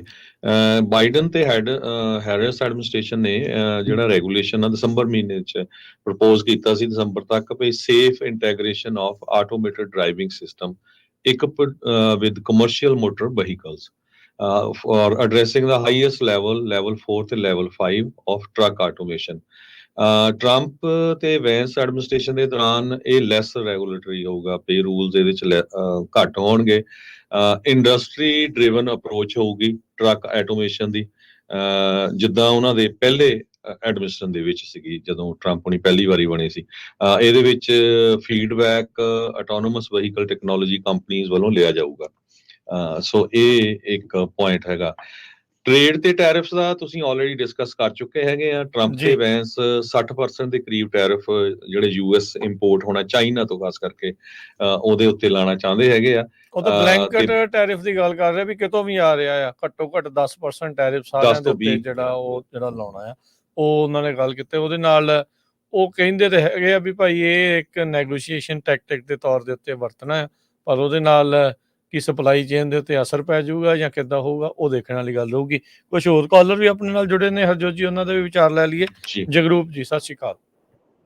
ਹਾਂਜੀ, ਸਤਿ ਸ਼੍ਰੀ ਅਕਾਲ ਸਾਰੇ ਵੀਰਾਂ ਨੂੰ ਜੀ, ਸੁਣਨ ਵਾਲੇ ਸਰੋਤਿਆਂ ਨੂੰ ਵੀ ਸਤਿ ਸ਼੍ਰੀ ਅਕਾਲ। ਹਾਂਜੀ, ਸੋ ਜਿਹੜਾ ਤਾਂ ਸਪੀਡ ਦਾ ਮੁੱਦਾ ਚੱਲ ਰਿਹਾ ਜੀ, ਉਹਦੇ ਤੇ ਮੇਰਾ ਪੱਖ ਇਹ ਆ ਵੀ ਬਿਲਕੁਲ ਲੌਕ ਹੋਣੀ ਚਾਹੀਦੀ ਆ। ਕੈਨੇਡਾ ਦੇ ਵਿੱਚ ਤੁਸੀਂ ਦੇਖੋ ਪਿਛਲੇ ਕਿੰਨੇ ਸਾਲਾਂ ਤੋਂ ਉਹਨਾਂ ਨੇ 105 ਕਿਲੋਮੀਟਰ ਦੀ ਸਪੀਡ ਲੌਕ ਕੀਤੀ ਹੋਈ ਆ।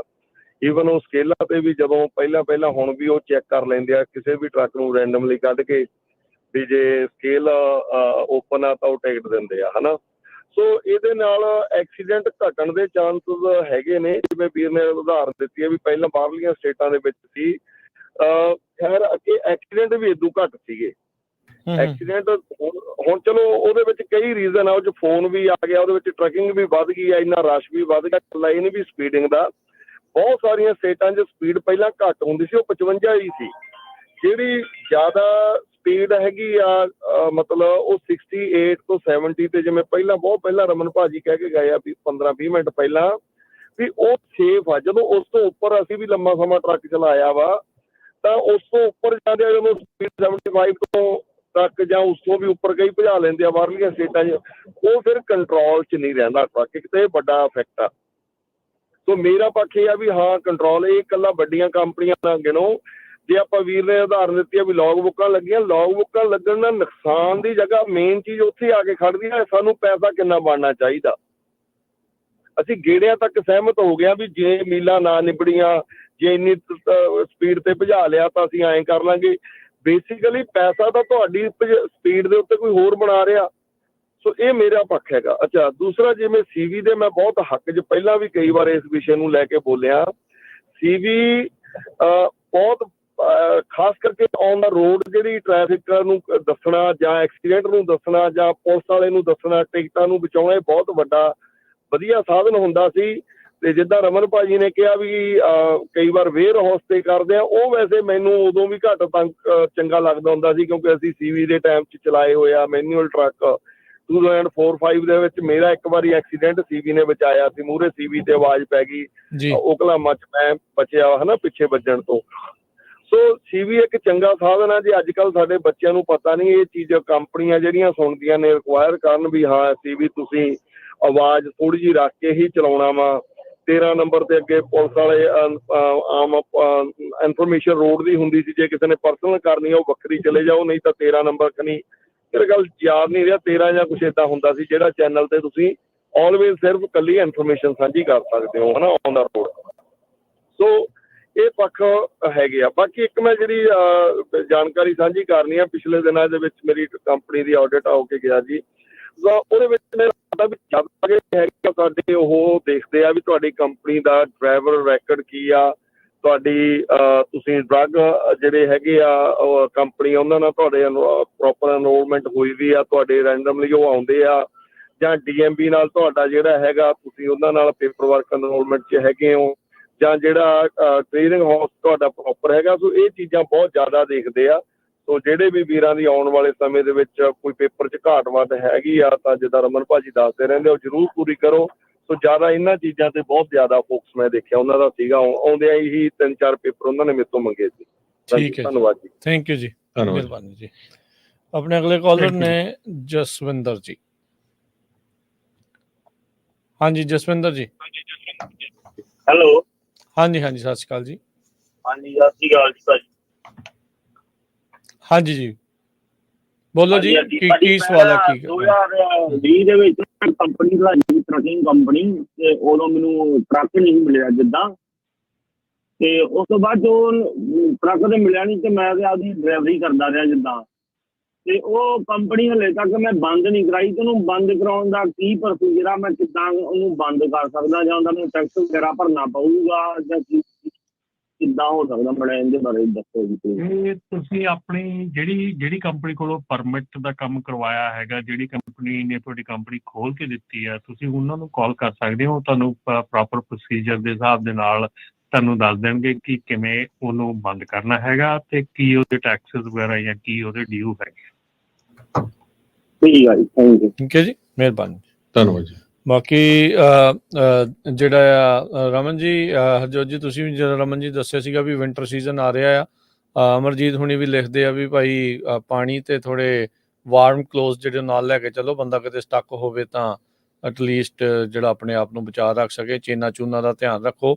ਵਿੰਟਰ ਇਨਸਪੈਕਸ਼ਨ ਕੋਈ ਵੱਖਰੇ ਢੰਗ ਦੀ ਹੁੰਦੀ ਹੈ ਜਾਂ ਰੈਗੂਲਰ ਇਨਸਪੈਕਸ਼ਨ ਦੇ ਵਿੱਚ ਹੀ ਨਾਲ ਆ ਜਾਂਦੀ ਹੈ ਰਮਨ ਜੀ? ਉਹਦੇ ਵਿੱਚ ਕੁਝ ਐਕਸਟਰਾ ਜਿਹੜੀਆਂ ਚੀਜ਼ਾਂ ਉਹ ਦੇਖਣੀਆਂ ਚਾਹੀਦੀਆਂ ਵਿੰਟਰ ਦੇ ਲਈ ਰੈਡੀ ਕਰਨ ਦੇ ਲਈ ਟਰੱਕ ਨੂੰ? ਨਹੀਂ, ਰਾਜਕਰਨ ਮੇਨ ਸੇਮ ਹੀ ਹੁੰਦੀ ਆ, ਕੋਈ ਉਹਦੇ 'ਚ ਖਾਸ ਫਰਕ ਨਹੀਂ ਹੁੰਦਾ। ਸੇਮ ਹੀ ਇਨਫੋਰਮੇਸ਼ਨ, ਸੇਮ ਹੀ ਸਾਰਾ ਕੁਛ ਹੁੰਦਾ ਆ।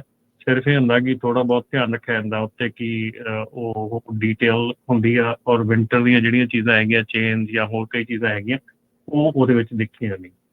ਠੀਕ ਹੈ ਜੀ, ਆਪਾਂ ਅਗਲੇ ਕਾਲਰ ਵੱਲ ਵੱਧਦੇ ਹਾਂ। ਇੰਦਰਜੀਤ ਜੀ ਜੁੜੇ ਨੇ। ਹਾਂਜੀ ਸਤਿ ਸ਼੍ਰੀ ਅਕਾਲ ਜੀ। ਹਾਂਜੀ ਸਤਿ ਸ੍ਰੀ ਅਕਾਲ ਬਾਈ ਜੀ, ਹੋਸਟ ਤੇ ਦੋਸਤ ਸਾਰਿਆਂ ਨੂੰ ਪਿਆਰ ਭਰੀ ਨਿੱਘੀ ਸਤਿ ਸ੍ਰੀ ਅਕਾਲ। ਸਤਿ ਸ਼੍ਰੀ ਅਕਾਲ ਜੀ। ਹਾਂਜੀ ਬਸ ਰਮਨ ਜੀ ਹੋਣਾ ਨੇ ਤੇ ਬਾਈ ਸਾਰੇ ਬੋਲਣ ਵਾਲਿਆਂ ਨੇ ਸਾਰੀਆਂ ਗੱਲਾਂ ਵੈਸੇ ਦਾ ਜ਼ਿਕਰ ਕਰਤਾ ਹੈਗਾ। ਮੈਂ ਉਹਦੇ ਵਿੱਚ ਸੀਵੀ ਦਾ ਵੀ ਵਧੀਆ ਬਹੁਤ, ਇਹਨੂੰ ਆਪਰੇਟ ਦੇ ਨਾਲ ਜਿਵੇਂ ਕੋਈ ਟਰੱਕ ਸਿਖਾਉਣ ਦੀ ਗੱਲ ਜੇ ਸਕੂਲ ਦੇ ਵਿੱਚ ਥੋੜਾ ਸੀਵੀ ਦੇ ਬਾਰੇ ਵੀ ਦੱਸਣਾ ਚਾਹੀਦਾ। ਬਹੁਤਿਆਂ ਨੂੰ ਤਾਂ ਸੀਵੀ ਦੇ ਬਾਰੇ ਪਤਾ ਵੀ ਨਹੀਂ ਗਾ ਕੀ ਬਣਦਾ ਹੈ, ਹੈਗੀ ਵੀ ਹੁੰਦੀ ਵੀ ਹੈ, ਜ਼ਰੂਰੀ ਹੈ, ਕਿੰਨਾ ਕੁ ਇੰਪੋਰਟੈਂਟ ਪਾਰਟ ਹੈ ਇਹ। ਬਹੁਤ ਇੰਪੋਰਟੈਂਟ ਪਾਰਟ ਹੈ ਕਿ ਤੁਹਾਨੂੰ ਸੇਫਟੀ ਵਾਸਤੇ ਬਹੁਤ ਵੱਡਾ ਰੋਲ ਅਦਾ ਕਰਦੀ ਹੈ। ਤੇ ਦੂਜਾ ਇਹ ਵੀ ਜਦੋਂ ਟਰੱਕ ਤੇ ਕਾਰਾਂ ਦੀ ਸਪੀਡ ਹੁਣ ਕੈਲੀਫੋਰਨੀਆ ਦੇ ਵਿੱਚ ਸਿਮਿਲਰ ਨਹੀਂ ਹੈਗੀ, ਬਹੁਤ ਜ਼ਿਆਦਾ ਫਰਕ ਹੈ, ਜਿਹਦੇ ਕਰਕੇ ਐਕਸੀਡੈਂਟ ਉਹ ਕਾਰ 80 ਤੇ ਜਾ ਰਹੀ ਹੁੰਦੀ ਹੈ, ਟਰੱਕ 55-60 ਤੇ ਜਾ ਰਿਹਾ ਹੁੰਦਾ, ਤੇ ਉਹਦੇ ਵਿੱਚ ਬਹੁਤ ਫਰਕ ਹੋਣ ਕਰਕੇ ਤੇ ਇਹ ਥੋੜਾ ਐਕਸੀਡੈਂਟ ਕਾਰਨ ਬਣਦਾ। ਇਹਨਾਂ ਨੂੰ ਚਾਹੇ ਕਾਰ ਵਾਲਿਆਂ ਦੀ ਘਟਾ ਦਿਓ ਤੇ ਚਾਹੇ ਤੁਹਾਡੀ ਟਰੱਕ ਦੀ ਵਧਾ ਦਿਓ, ਜਿਵੇਂ ਮਰਜ਼ੀ ਕਰਨ ਕਿ ਇਹਦੇ ਵਿੱਚ ਥੋੜਾ ਗੈਪ ਘੱਟ ਹੋਣਾ ਚਾਹੀਦਾ। 5-7 ਮੀਲ ਦਾ ਤਾਂ ਹੋਵੇ, 5 ਮੀਲ ਦਾ ਤਾਂ ਚੱਲ ਜਾਂਦਾ, ਬਾਹਲਾ ਗੈਪ ਹੋਣ ਕਰਕੇ ਉਹ ਐਕਸੀਡੈਂਟ ਦੇ 4 ਰੀਜ਼ਨ ਬਣ ਜਾਂਦਾ। ਦੂਜਾ ਇਹ ਵੀ ਟਰੱਕ ਨੂੰ ਜਦੋਂ ਫਾਲੋ, ਕਿਸੇ ਨੂੰ ਵੀ ਫਾਲੋ ਕਰਦੇ ਹਾਂ, ਉਹਨੂੰ ਇਹ ਨਾ ਦੇਖੋ ਵੀ ਅਸੀਂ ਉਹਦੀਆਂ ਲਾਈਟਾਂ ਜਗਣਗੀਆਂ ਤਾਂ ਅਸੀਂ ਸਟਾਪ ਕਰਾਂਗੇ ਜਾਂ ਅਸੀਂ ਤਾਂ ਉਹਨੂੰ ਸਲੋ ਕਰਨਾ। ਉਹ ਤੇ ਇੰਨਾ ਕੁ ਗੈਪ ਰੱਖ ਕੇ ਆਪਦੀ ਬੁੱਧੀ ਅਨੁਸਾਰ ਵੀ ਮੈਂ ਇਹਨੂੰ ਅੱਗੇ ਦੇਖਾਂ ਵੀ ਇਹਦੇ ਬ੍ਰੇਕ ਨਜਾਇਜ਼ ਤਾਂ ਨਹੀਂ ਲਾ ਰਿਹਾ ਹੈਗਾ, ਜੇ ਕੋਈ ਲਾ ਵੀ ਰਿਹਾ ਕਿ ਨਹੀਂ ਲਾ ਰਿਹਾ। ਹੁਣ ਟਰੱਕ ਵਾਲੇ ਦੀ ਇੰਜਨ ਬ੍ਰੇਕ ਹੁੰਦੀ ਆ, ਉਹ ਲਾਈਟਾਂ ਨਹੀਂ ਜਗਦੀਆਂ ਪਿੱਛੇ, ਕਈ ਵਾਰੀ ਕਾਰ ਵਾਲਾ ਉਹੀ ਪਿੱਛੇ ਆ ਕੇ ਹਿੱਟ ਕਰ ਦੇਣਾ ਕਿ ਵੀ ਬ੍ਰੇਕ ਨਹੀਂ ਲਾਏਗੀ, ਮੈਂ ਵੀ ਨਹੀਂ ਲਾਉਣੀ ਬ੍ਰੇਕ, ਉਹ ਪਿੱਛੇ ਜਾ ਕੇ ਵੱਜਦਾ। ਸੋ ਇਹਨਾਂ ਗੱਲਾਂ ਦਾ ਤਾਂ ਬਾਕੀ ਠੀਕ ਹੈ, ਸਾਰੇ ਬਹੁਤ ਵਧੀਆ ਪ੍ਰੋਗਰਾਮ ਹੈ ਤੁਹਾਡਾ, ਔਰ ਵੱਡਮੁੱਲੀ ਜਾਣਕਾਰੀ ਸਾਨੂੰ ਦਿੰਦੇ ਹੋ, ਉਹਦੇ ਸਾਰੀ ਸਮੁੱਚੀ ਟੀਮ ਦਾ ਆਪ ਜੀ ਦਾ ਬਹੁਤ ਬਹੁਤ ਧੰਨਵਾਦ। ਧੰਨਵਾਦ ਇੰਦਰਜੀਤ ਜੀ, ਸ਼ੁਕਰੀਆ ਜੀ। ਜੀ ਆਪਣੇ ਅਗਲੇ ਕਾਲਰ ਨੇ ਵਰਿੰਦਰ ਜੀ। ਹਾਂਜੀ ਇਸਲੇ ਵੀਰਾਂ ਨੂੰ ਸਤਿ ਸ਼੍ਰੀ ਅਕਾਲ ਜੀ। ਸਤਿ ਸ਼੍ਰੀ ਅਕਾਲ। ਸਤਿ ਸ਼੍ਰੀ ਅਕਾਲ ਜੀ। ਹਾਂਜੀ ਮੈਂ ਤਾਂ ਸਿਰਫ ਸਪੀਡ ਤੇ ਹੀ ਦੱਸਣਾ ਸੀਗਾ। ਇੱਕ ਭਾਜੀ ਕਹੇ ਗਏ ਸੀ ਵੀ ਸਪੀਡ ਟਰੱਕ ਜੀ ਦੇ ਕਾਰ ਦੀ ਸੇਮ ਹੋਣੀ ਚਾਹੀਦੀ ਆ, ਪਰ ਜੋ ਅੱਜ ਤੋਂ 10-12 ਸਾਲ ਪਹਿਲਾਂ ਟੈਕਨੋਲੋਜੀ ਸੀ, ਜਿਹੜੀ ਹੁਣ ਟੈਕਨੋਲੋਜੀ ਆ, ਹੁਣ ਇਹਨਾਂ ਨੇ ਇਹ ਚੀਜ਼ ਕਰਿਆ ਵੀ ਆਪਾਂ ਨੂੰ ਜਦੋਂ ਤੁਸੀਂ ਵੱਡੀਆਂ ਕੰਪਨੀਆਂ 'ਚ ਜਾਂਦੇ ਹੋ, ਉੱਥੇ ਤੁਹਾਨੂੰ ਟ੍ਰੇਨਿੰਗ ਦਿੰਦੇ ਆ, ਉਹ ਦੱਸਦੇ ਆ ਵੀ ਤੁਹਾਡਾ ਇੰਨੇ ਫੁੱਟ ਲੰਮੀ ਚੀਜ਼, ਇੰਨੇ ਫੁੱਟ ਲੰਮਾ ਟਰੱਕ ਜਦੋਂ ਤੁਸੀਂ ਬ੍ਰੇਕ ਮਾਰੋਗੇ ਉਹ ਇੰਨੇ ਫੁੱਟ ਤੇ ਜਾ ਕੇ ਰੁਕੂਗਾ। ਕਾਰ ਨੂੰ ਬ੍ਰੇਕ ਮਾਰੋਗੇ ਉਹ ਇੰਨੇ ਫੁੱਟ ਤੇ ਜਾ ਕੇ ਰੁਕੂਗੀ, ਉਹ ਸੇਮ ਸਪੀਡ ਤੇ। ਟਰੱਕਾਂ ਦੀ ਸਪੀਡ ਮੈਂ ਵੀਰਾਂ ਨੂੰ ਦੱਸਣਾ ਚਾਹੁੰਦਾ ਐਸੇ ਕਰਕੇ ਘੱਟ ਹੈ ਵੀ ਜਦੋਂ ਤੁਹਾਡਾ ਲੋਡਡ 80,000 ਪਾਉਂਡ ਤੁਹਾਡੇ ਕੋਲ ਵੇਟ ਹੁੰਦਾ, ਜਦੋਂ ਤੁਸੀਂ ਬ੍ਰੇਕ ਮਾਰਦੇ ਹੋ 55 ਦੀ ਸਪੀਡ ਤੇ ਜਾ ਕੇ, ਤੁਹਾਡਾ ਟਰੱਕ ਜ਼ਿਆਦਾ ਡਿਸਟੈਂਸ ਲੈਂਦਾ ਰੋਕਣ ਵਾਸਤੇ, ਕਾਰ ਘੱਟ ਡਿਸਟੈਂਸ ਲੈਂਦੀ ਹੈ ਰੋਕਣ ਵਾਸਤੇ। ਸੋ ਟਰੱਕਾਂ ਦੀ ਸਪੀਡ ਘੱਟ ਹੀ ਸੇਫ ਹੁੰਦੀ ਹੈ। ਜੇ 65 ਤੇ ਕਾਰ ਜਾਈ ਜਾਂਦੀ ਹੈ, 65 ਤੇ ਟਰੱਕ ਜਾਈ ਜਾਂਦਾ ਹੈ, ਇੱਕਦਮ ਬ੍ਰੇਕ ਪੈ ਗਏ, ਕਾਰ ਰੁਕ ਜੂਗੀ, ਟਰੱਕ ਨੇ ਅਗਲੀਆਂ ਕਾਰਾਂ ਨੂੰ ਦੜ ਦੇਣਾ। ਬਿਲਕੁਲ ਇਹ ਚੀਜ਼ਾਂ ਹੁੰਦੀਆਂ, ਇਹ ਚੀਜ਼ਾਂ ਹੁਣ ਟੈਕਨੋਲੋਜੀ ਇਹਨਾਂ ਨੇ ਹਰੇਕ ਚੀਜ਼ ਮੈਜ਼ਰਮੈਂਟ ਕਰਕੇ ਸਪੀਡ ਨੂੰ ਰੱਖਿਆ ਹੋਇਆ। ਹੁਣ ਕੈਲੀਫੋਰਨੀਆ ਕੀ ਹੈ, ਕੈਲੀਫੋਰਨੀਆ ਟ੍ਰੈਫਿਕ ਬਹੁਤ ਜ਼ਿਆਦਾ ਆ, ਆਬਾਦੀ ਬਹੁਤ ਜ਼ਿਆਦਾ ਆ, ਕਾਰਾਂ ਜ਼ਿਆਦਾ ਆ, ਪੈਟਰੋਲ ਹਾਈਵੇ ਜ਼ਿਆਦਾ ਕਰਾਊਡਡ ਹੈਗੇ, ਸਪੀਡ ਸਲੋ ਐਸੇ ਕਰਕੇ ਰੱਖੀ ਹੋਈ ਹੈ। ਜੀ ਬਿਲਕੁਲ ਧੰਨਵਾਦ, ਥੈਂਕ ਯੂ। ਇਸੇ ਕਰਕੇ ਰਾਜਕਰਨ ਜਿਹੜਾ ਅਡੈਪਟਿਵ ਕਰੂਜ਼ ਕੰਟਰੋਲ ਹੈ ਨਾ, ਇਸੇ ਕਰਕੇ ਹੀ ਉਹ ਕਾਰਗਰ ਸਾਬਤ ਹੁੰਦਾ ਆ ਇਹਨਾਂ ਚੀਜ਼ਾਂ ਲਈ ਕਿ ਜਿੱਥੇ ਤੁਹਾਡਾ ਜਿਹੜਾ ਟਰੱਕ ਹੈਗਾ ਆ ਉਹ ਫਰੰਟ ਤੇ ਤੁਸੀਂ ਸੈੱਟ ਕਰ ਦਿੰਦੇ ਆ ਕਿ ਤੁਹਾਡੀ ਕਿੰਨੀ ਦੂਰੀ ਤੋਂ ਤੁਹਾਡੀ ਜਿਹੜੀ ਆ ਗੱਡੀ ਆ ਉਹ ਸਲੋ ਹੋਣੀ ਸ਼ੁਰੂ ਹੋ ਜਾਂਦੀ ਆ। ਉਹ ਇਸੇ ਕਰਕੇ ਇਹ ਜਿਹੜੀਆਂ ਟੈਕਨੋਲੋਜੀਜ਼ ਆ ਰਹੀਆਂ ਹੈਗੀਆਂ, ਜਾਂ ਤਾਂ ਤੁਸੀਂ ਟੈਕਨੋਲੋਜੀ ਨੂੰ ਯੂਜ਼ ਕਰੋ, ਠੀਕ ਹੈ ਨਾ, ਕੱਲੀ ਟੈਕਨੋਲੋਜੀ ਟਿਕਟੌਕ ਤੇ ਨਾ ਯੂਜ਼ ਕਰੋ। ਮਤਲਬ ਜੇ ਟਰੱਕਾਂ ਦੇ ਵਿੱਚ ਵੀ ਟੈਕਨੋਲੋਜੀ ਲਾਈ ਆ ਤਾਂ ਉਹ ਕਿਸੇ ਰੀਜ਼ਨ ਕਰਕੇ ਲਾਈ ਆ, ਕਿਸੇ ਕਾਰਨ ਕਰਕੇ ਲੱਗੀ ਆ। ਸੋ ਉਹਨੂੰ ਯੂਜ਼ ਕਰਨਾ ਜਿਹੜਾ ਉਹ ਚੰਗੀ ਗੱਲ ਹੈਗੀ ਆ। ਪਰ ਬਹੁਤ ਮੈਂ ਡਰਾਈਵਰਾਂ ਦਾ ਪ੍ਰੋਟੈਸਟ ਇਸ ਚੀਜ਼ ਦੇ ਉੱਤੇ ਸੁਣਿਆ ਹੈਗਾ ਕਿ ਨਹੀਂ ਯਾਰ ਉਹ ਟਰੱਕਾਂ ਦੀ ਸਪੀਡ ਆਵੇਂ ਵਿੱਚ ਕੋਈ ਕਾਰ ਵਾਲਾ ਆ ਗਿਆ ਤਾਂ ਘਟ ਗਈ, ਜੇ ਇੱਧਰ ਹੋ ਗਿਆ ਤਾਂ ਘਟ ਗਈ। ਸੋ ਇਸ ਕਰਕੇ ਉਹ ਹੈ ਨਾ ਉਹ ਕਾਫੀ ਹੱਦ ਤੱਕ ਜਿਹੜੀਆਂ ਚੀਜ਼ਾਂ ਆ ਉਹ ਕਾਰਗਰ ਸਾਬਤ ਹੁੰਦੀਆਂ ਆ। ਤੁਹਾਡੀ ਜਿਹੜੀ ਆ ਉਹਦੇ 'ਚ ਸੇਫਟੀ ਬਹੁਤ ਆ। ਜੀ ਜੀ ਆਪਣੇ ਅਗਲੇ ਕਾਲਰ ਨੇ ਅਭੀ ਜੀ, ਸਤਿ ਸ਼੍ਰੀ ਅਕਾਲ। ਹਾਂਜੀ ਸਤਿ ਸ਼੍ਰੀ ਅਕਾਲ ਜੀ, ਪੰਜਾਬੀ ਰੇਡੀਓ ਟੀਮ ਤੇ ਸੁਣਨ ਵਾਲੇ ਸਾਰੇ ਸਰੋਤਿਆਂ ਸਤਿ ਸ਼੍ਰੀ ਅਕਾਲ। ਸਤਿ ਸ਼੍ਰੀ ਅਕਾਲ ਜੀ। ਸੇਫਟੀ ਦੇ ਮੁੱਦੇ ਤੇ ਮੈਂ ਗੱਲ ਹੋ ਰਹੀ ਸੀ। ਮੈਂ ਪਹਿਲਾਂ ਕਾਫੀ ਪਹਿਲਾਂ ਟੀਮ ਤੇ ਟਰੱਕ ਚਲਾਇਆ ਸੀਗਾ। ਉਹ ਮੇਰੇ ਮਾਲਕ ਨੇ ਨਾ ਟਰੱਕ, ਜਦੋਂ ਮੈਂ ਟਰੱਕ ਚਲਾਉਣਾ ਮੁੰਡਾ ਨਵਾਂ ਚੜਾਤਾ, ਉਹ ਗਲਤੀ ਬਹੁਤ ਕਰਦਾ ਸੀਗਾ। ਟਰੱਕ ਚੜ ਕੇ ਚਲਾਉਣਾ ਤੇ ਉਹਦੇ ਬ੍ਰੇਕ ਮਾਰਨੀ, ਟ੍ਰੇਲਰ ਪਿੱਛੋਂ ਟਾਇਰ ਹੀ ਟੱਪਣ ਲੱਗ ਪੈਂਦੇ ਸੀਗੇ ਤੇ ਕੰਟਰੋਲ ਤੋਂ ਥੋੜਾ ਬਾਹਰ ਹੁੰਦਾ ਸੀਗਾ। ਮੈਂ ਉਹਨੂੰ ਕਈ ਵਾਰ ਕਹਿਣਾ, ਮੈਂ ਕਿਹਾ ਵੀ ਤੂੰ ਟਰੱਕ ਨਾ ਚੜ ਕੇ ਚਲਾ ਤੇ ਹੌਲੀ ਚਲਾ। ਉਹ ਮੈਨੂੰ ਥੋੜਾ ਜਿਹਾ ਔਖਾ ਹੋ ਕੇ ਬੋਲਣਾ, ਮੈਨੂੰ ਕਿਹਾ ਤੈਨੂੰ ਬਹੁਤ ਪਤਾ। ਮੈਂ ਕਿਹਾ ਚੱਲ ਕੋਈ ਗੱਲ ਨਹੀਂ, ਤੂੰ ਫੇਰ ਵੀ ਪਤਾ ਤਾਂ ਚੱਲ ਮੈਨੂੰ ਤੇਰੇ ਨਾਲ ਘੱਟ ਹੀ ਹੋ ਸਕਦਾ, ਕੋਈ ਗੱਲ ਨਹੀਂ। ਵੀ ਹੁਣ ਆਪਾਂ ਬੈਠਣਾ ਤਾਂ ਮੈਂ ਨਹੀਂ ਸੀਗਾ ਉਹਨਾਂ, ਤੇ ਮੈਂ ਸੇਫਟੀ ਕਰਕੇ ਮੈਂ ਕਿਹਾ ਹੁਣ ਨਾਲ ਬੈਠਾ ਮਾਰੂ ਕਿਤੇ ਜਾ ਕੇ। ਮਤਲਬ ਉਹ ਪਹਿਲਾਂ ਪੁੱਤ ਮੰਨਿਆ ਨਹੀਂ। ਫਿਰ ਨਾ ਜਿੱਦਾਂ ਅੱਗੇ ਜਾ ਕੇ ਟ੍ਰੈਫਿਕ ਆ ਗਈ ਤੇ ਉਹਨੂੰ ਫੇਰ ਵੀ ਕਿਹਾ, ਮੈਂ ਕਿਹਾ ਵੀ ਤੂੰ ਹੌਲੀ ਚਲਾ, ਕਹਿੰਦਾ ਤੈਨੂੰ ਬਹੁਤ ਪਤਾ। ਜਿਹੜੇ ਲਾਗੇ ਜਾ ਕੇ ਭਾਜੀ ਬ੍ਰੇਕ ਮਾਰੀ ਨਾ, ਟਰੱਕ ਤੁਸੀਂ ਹਿਸਾਬ ਲਾ ਲਓ, ਟਰੱਕ ਦੀਆਂ ਬ੍ਰੇਕਾਂ ਸਹੀ ਸੀ, ਟ੍ਰੇਲਰ ਦੀਆਂ ਜਿਹੜੀਆਂ ਉਹ ਪੂਰੀਆਂ ਨਾ ਫ੍ਰਿਕਸ਼ਨ ਨਹੀਂ ਹੋ ਰਹੀ ਰੋਡ ਦੇ ਨਾਲ, ਉਹਦੀ ਪੂਰੀ ਟਰੱਕ ਟ੍ਰੇਲਰ ਟੱਪਦਾ ਜਾਵੇ, ਉਹ ਕੰਟਰੋਲ ਨਾਲ ਸਿੱਧਾ ਕਾਰਾਂ ਨੂੰ ਜਾਵੇ ਨਾ। ਫਿਰ ਡਰ ਗਿਆ, ਫਿਰ ਕਹਿੰਦਾ ਹੇ ਰੱਬ ਸੱਚਾ ਇੱਕ ਵਾਰੀ ਬਚਾ ਲਾ, ਮੁੜ ਕੇ ਨਹੀਂ ਤੇਜ਼ ਚਲਾਉਂਦਾ। ਉਹ ਆਪਣੇ ਮੂੰਹੋਂ ਬੋਲਿਆ। ਉਹਦੇ ਕੋਲ ਇੰਨਾ ਡਰ ਗਿਆ ਵੀ ਮੈਂ ਹੁਣ ਟਰੱਕ ਚਾੜ ਜਾਣਾ ਉਹਦੇ ਉੱਪਰ, ਮਤਲਬ ਵੀ ਕਾਰਾਂ ਦੇ ਉੱਪਰ।